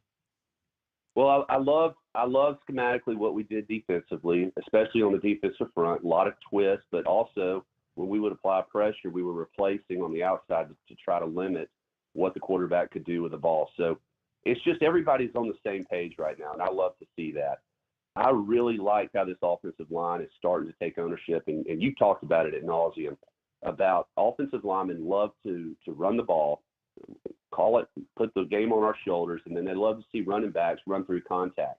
And that just makes everybody better. So if you can get a sense that you're going to dominate your opponent and be the more physical team, even if you kind of come out of the gates a little slow, but you stick with it, I think that's the most important thing. Don't get worried about how things are going. It's going to come to you as long as you know who you are and you go out there and execute. Tyler, we always appreciate the time. Great catching up. I know that was a fun one for you, and look forward to catching up with you again next week. Hey, appreciate you, fellas. Absolutely. Tyler Watts, former Alabama quarterback, a member of the radio broadcast team now with Chris Stewart in the gang. He joins us every Monday to just kind of recap what he saw from Alabama, talk a little bit further about it. So the offensive plan, Greg, I tell you what I love more than anything we've talked about yet, the first formation of the game, the first play of the game. It was old ace formation for us, except it's backed up into pistol formation, tight end, in line, both sides, two wide receivers, one to each side. I just love how you even it up. I love how you widen the surface. You're almost every play I feel like is at your disposal there. And I don't think they ran a play out of it. I think there was a penalty or something, but either way, got that a couple of times. McElroy was under center a couple of times in the game. Like you said, they changed up how they worked the quarterback and offensive line communication. Booker would look back and then tap Brailsford to let him know. So that made a big difference, by the way. I know it's something small. I know it's small, and I know, look, I'm not trying to make a mountain out of a molehill here. It's a fairly easy, but that's the first time I haven't seen Bama on the clap in a minute. I don't like think about it consciously. When was the last time you saw Bama not on the clap? I don't know, honestly. I honestly don't remember. And that's the way we did Pre-Lane Kiffin, maybe? Yeah, I mean, that's the way we did it. Like, we always did it. Hey, the center looks back, center looks between his legs. And in the event in which you had a front that stemmed, then Barrett Jones, the left guard, would look back. So that's the way we did it. And I've always felt like, does it put a little more on the quarterback? Yes, because I'm responsible for some of the calls. But it's just cleaner. Like, it's just a cleaner operation. So I think just that in general, I hope that's something they stick with, especially on the road down the stretch. But it's just something that's really important. Because once you eliminate some of those pre-snaps, you're just in such a better situation. And it's just super helpful. Yep. It was definitely something I agree with you that made a difference always. The weather is going to get different sometime here soon as we move through football season and it cools off. Make sure your HVAC system is ready for the cold weather on the day. For a long-term reliability of a Train home comfort system, that's your answer. And give you peace of mind right now, you can receive up to a 10-year warranty on parts and labor with select Train comfort systems. To learn more, visit train.com today. All right, when we come back, let's hear from a couple of coaches around the league. Kalen DeBoer on this game, Brian Kelly on this game, and a few others next on Mac and Cube in the morning.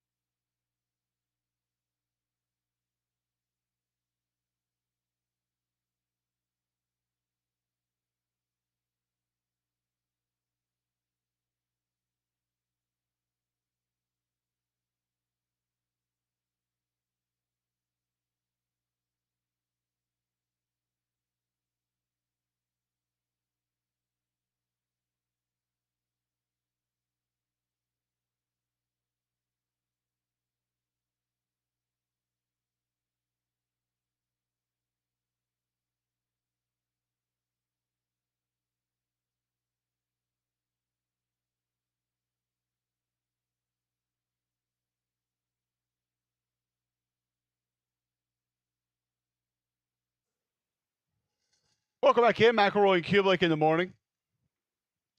Appreciate you guys tuning in. Go through a couple other games from around the SEC here in just a moment. You have to wait to hear us do that. But one thing you never have to wait for, Greg, is your dental care. That's because Family Care Dental has you taken care of. They're the urgent care office where you can be seen the same day in several locations. Hoover, Fultondale, Homewood, Alabaster, and now open in Trustful. They can get you in on Fridays and Saturdays. Most insurance plans are accepted. They're going to take great care of you when you go in as well. Call them a day to get you in. It's 942-1976. It's Family Care Dental. Excuse me. That's the wrong number. That's B-Dry's number. I had the wrong number written down.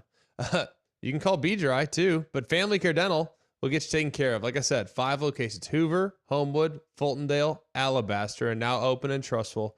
You got free teeth whitening with their routine cleanings. You got urgent care if you need it. Most insurance plans are accepted. And like I said, they can see you on Fridays and Saturdays. It's Family Care Dental, 874-9605. That's 874-9605.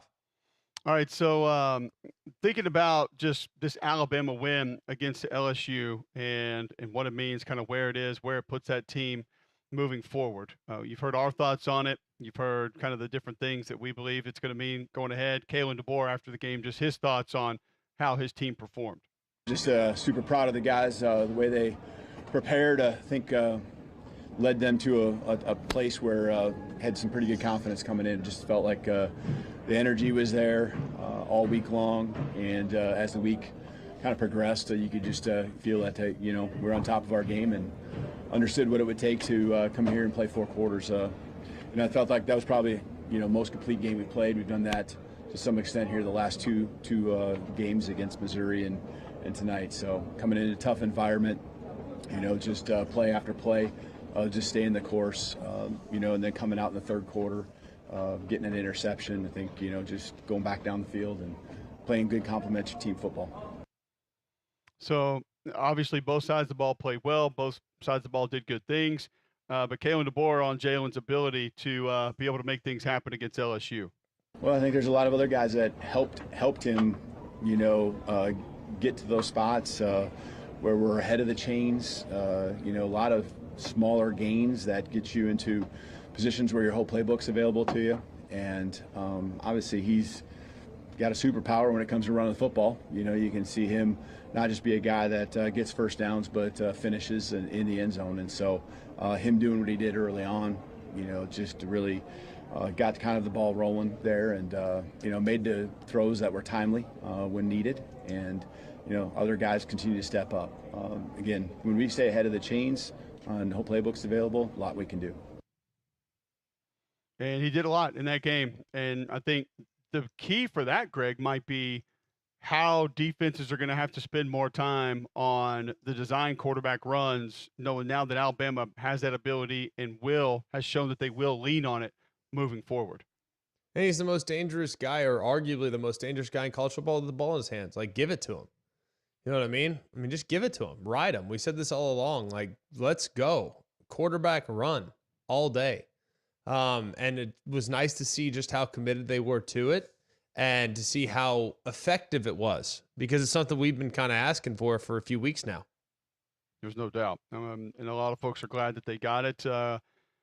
Also, Kalen DeBoer on his defensive coordinator, Kane Womack's game plan to be able to limit the LSU passing attack.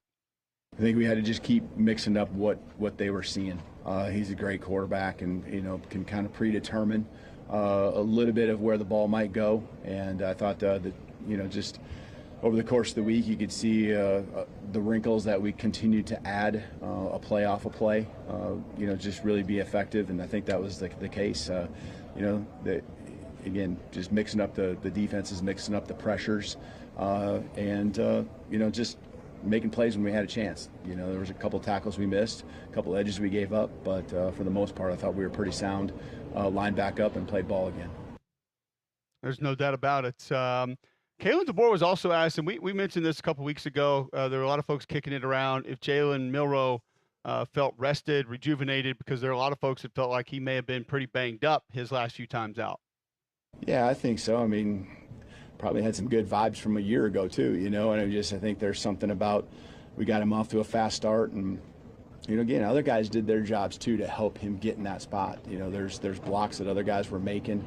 I think our line played physical. I think we won the trenches, both offensive line and defensive line, but blowing open some holes for him, everyone doing their part, helped take the pressure off the big moments where he's got to convert on a third and extra long every drive. And when we were able to stay ahead of the chains, we could dink and dunk 3 yards, 5 yards, 8 yards, and then all of a sudden the big explosive play. But yeah, it felt like he was certainly running well tonight, wasn't he? So, it was fresh. I don't think there's any doubt that people were thinking that watching that game. Also after the game, Brian Kelly said it's just basically one of those nights. A lot of things didn't go the right way tonight with not being able to get off the field on third down, turning the ball over on offense.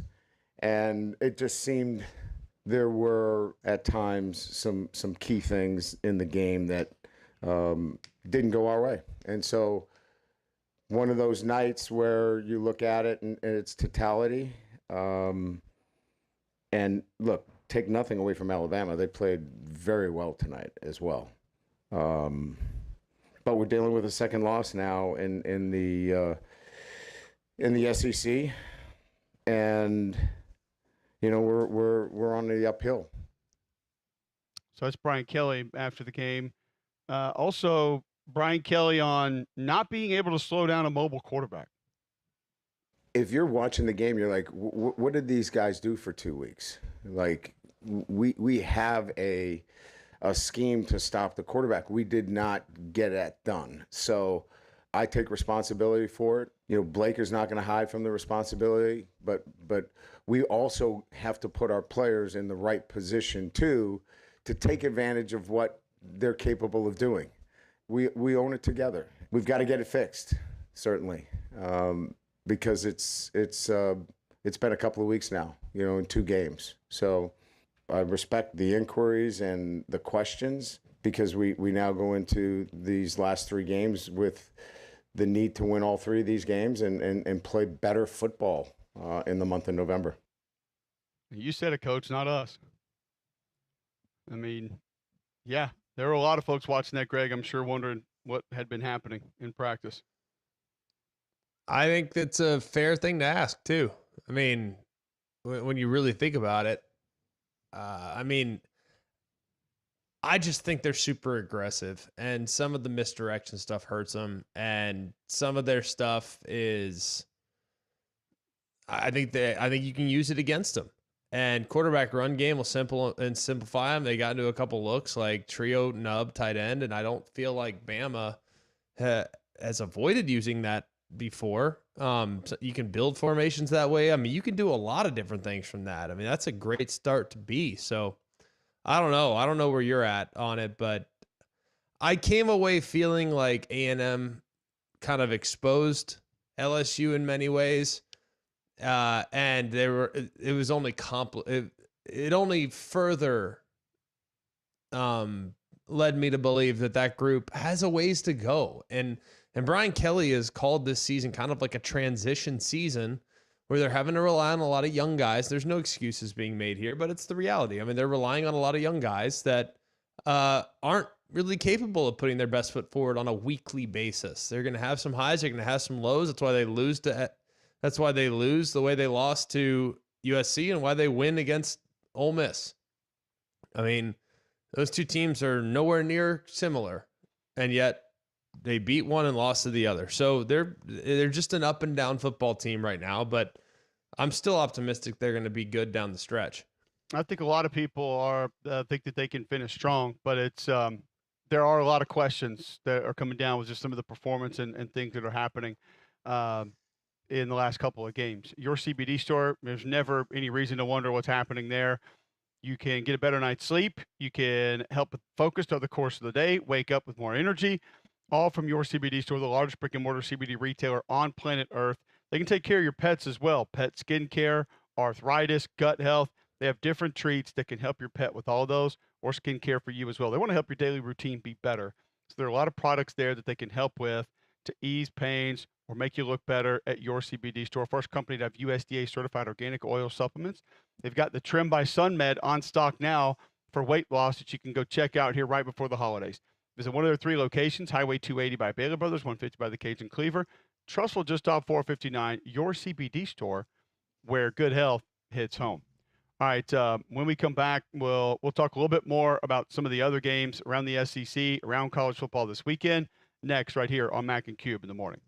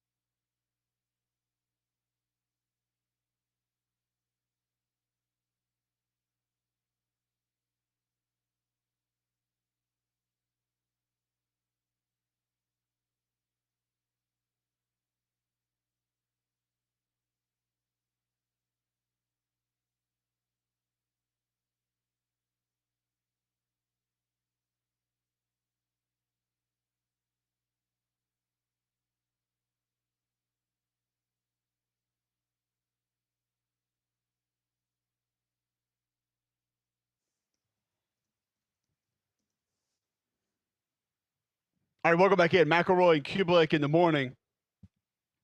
UAB goes down to UConn 31-23 over the weekend at home. Outgained UConn 403-365. But they fall and go to 2-7 on the season. UConn now 7-3. Lee Beebe 17 carries, 115 yards and a touchdown. UAB lost 2 fumbles, threw 2 picks, so turnovers costly in that one. Sanford goes down to Tennessee Tech 27-7. Tennessee Tech had a block punt return for touchdown. Sanford runs for 24 yards in this game, and just not enough to get the win. 3-6 for Sanford. Tennessee Tech goes to 5-5. So we look at a lot of the things that from this past weekend, GMAC, and I mentioned a little bit earlier with Tyler Watts, Quindarius Robinson going to be out for the rest of the year for Alabama's defense. He's done some really nice things, really been good off the edge to be able to help that Alabama defense, and it's not a position of great depth. So that's one that could hurt the Crimson Tide moving forward. Yeah, it could. And I think he was coming on too, right? I mean, it's not like there's an obvious, edge guy with great length that's all of a sudden going to take over the college football world. Like, I don't think that's likely, but it is something that is worth watching, right? I'm still a little concerned about their ability to create a pass rush without bringing pressure. I think they've improved up front considerably, but that one is one that will hurt and will not be very easy to replace. No, not at all. And you think that position, Quay Rousseau dinged up earlier in the year, even though he's now back. So just the depth has not been something that's been really strong for that group either way. And excuse me, going to have to find some different ways to offset it moving forward. I wanted to go back to Ole Miss and Georgia for a minute because you were there. You were on the call for that game. They set an attendance record in that game. It felt like the environment was great, even with the rain and weather not being great. Just give us an idea of what it was like being in the stadium for that matchup.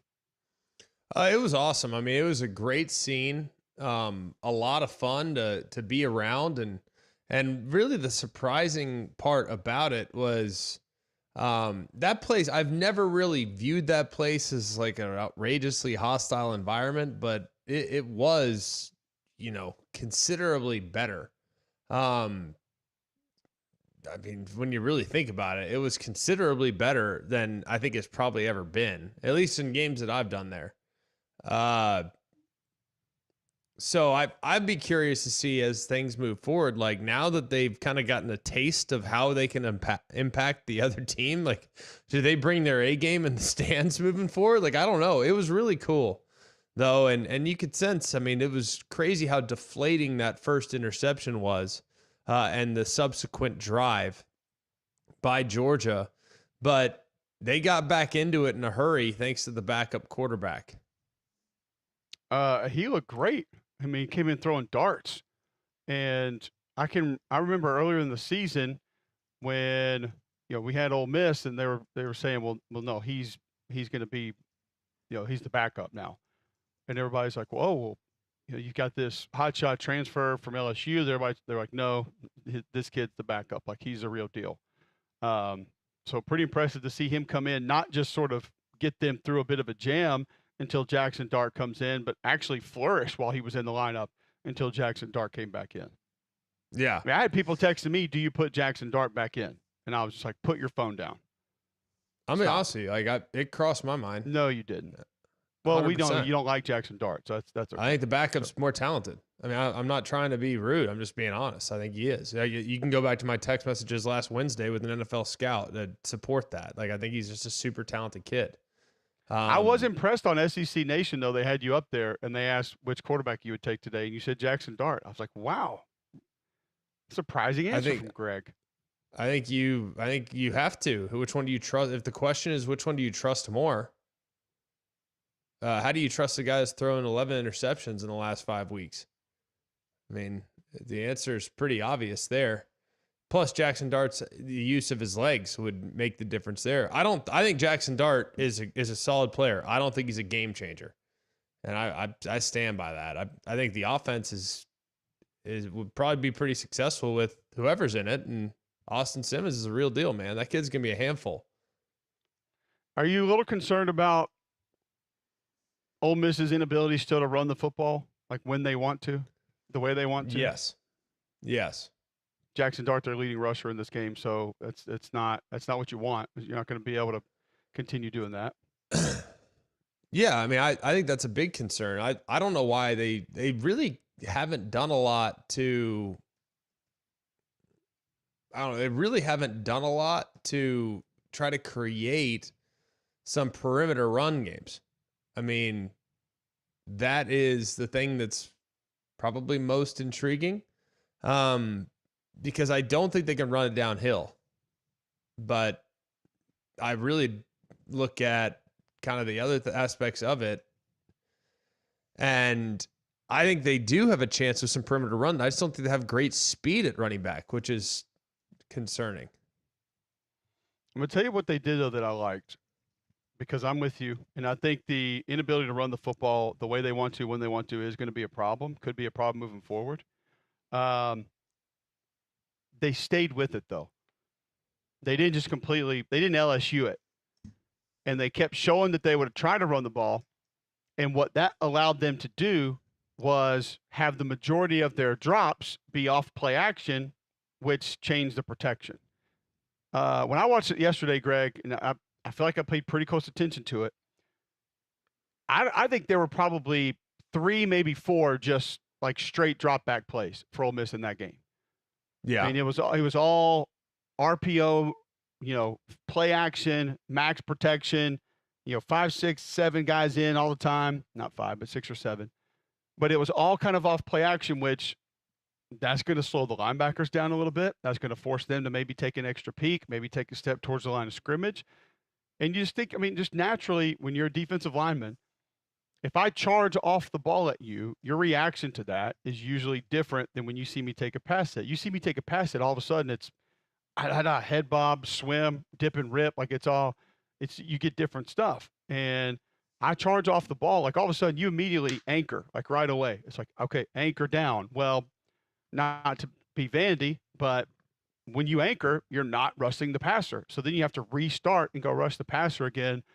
I thought it was really smart Charlie Weiss Jr. and Lane Kiffin to stick with the run, even though it wasn't working, because that allowed them to utilize play action protection, and it was still effective for them. I thought it was a big part of why they had so much success on offense, because most teams, when they can't run the ball, they just go straight drop back, and then everybody tees off on them, and you're in trouble. And I will say this. I think that shows some growth with Lane, because one of the reasons he did that, I think, is that he knew his defense was winning that game. So they didn't have to press offensively. Yeah. I mean, I think that, the big question is how often they were able to get shallow crosses. I mean, there were so many shallow crosses open in the game, dude. I mean, it was like they probably hit 4, but they probably had 10. Just shallow crosses by the tight end. And I mean, I think the linebackers at Georgia, while talented, they really miss Smile Munden's. I mean, like, they really miss his athleticism, because if you look at CJ Allen, they got some problems.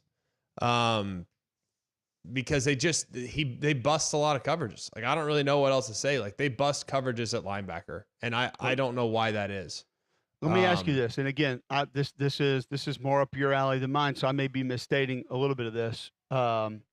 It felt like the scissors concept, and you can use that in different ways, but essentially, inside receiver ending up outside, outside receiver ending up inside, not the same routes every time, but just conceptually, Ole Miss doing that was a massive problem for the Georgia defense. Like a lot of their chunk plays came from that, and not all down the field. I mean, some, like you said, over the middle of the field, and just weren't covered. Why was that specifically such a problem for Georgia's defense?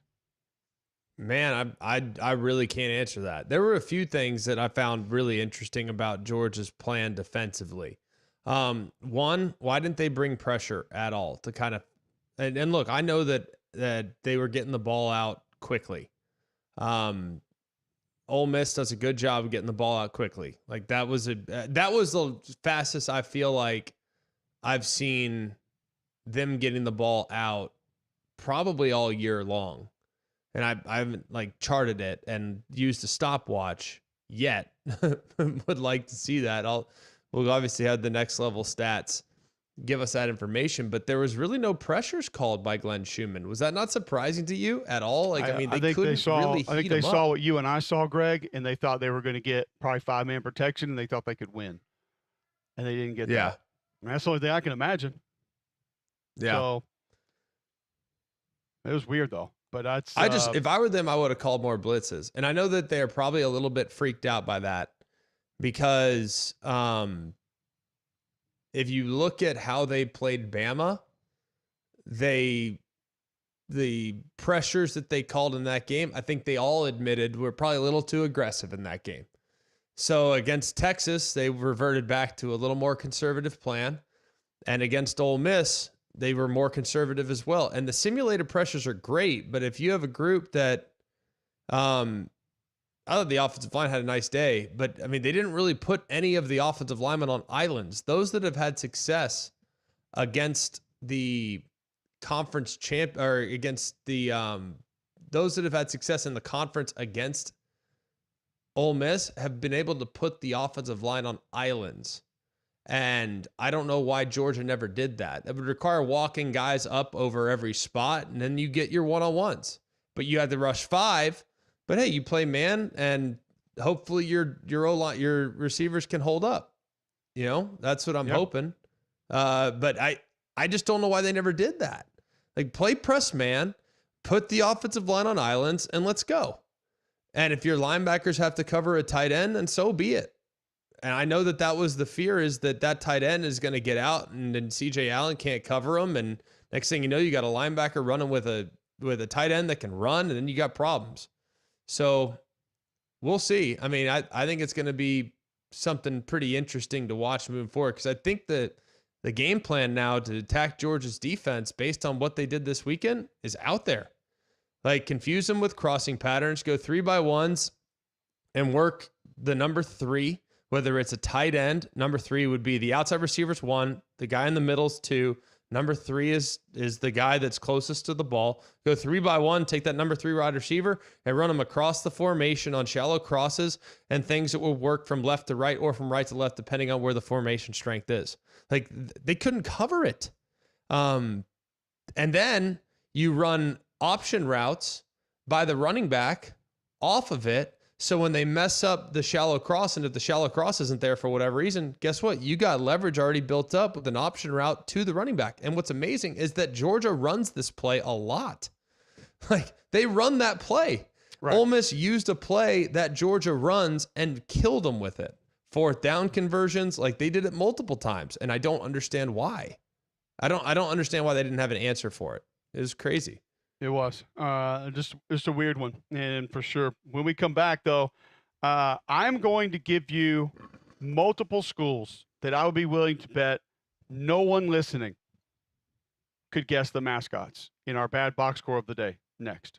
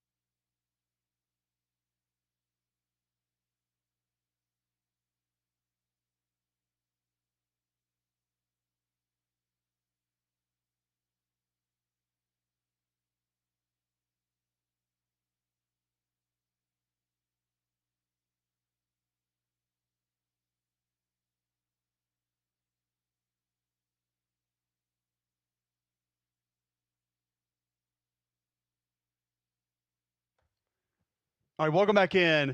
McElroy and Cubelic in the morning, 10:49 a.m., Monday, November 11th. Get to our bad box score here in just a day. But first, Craig, tell our listeners about the Pants Store. Pants Store is your game day headquarters. Go and get the best brands, all available to you. They're right there in several different locations. You can go get Horn Legend, Cutter and Buck, Antigua, Gentile. You're going to have the layers because it's starting to cool off a little bit. You want to get those layers to get game day ready. Ladies, if you need a romper, you need a perfect dress, they have you covered. They also have shoes, whether it's Hoka, New Balance, boots, you name it, they got it. Free alterations and gift wrap are available. So zip on down to the Pants Store for all your game day needs. All right, let's get to our bad box scores of the day.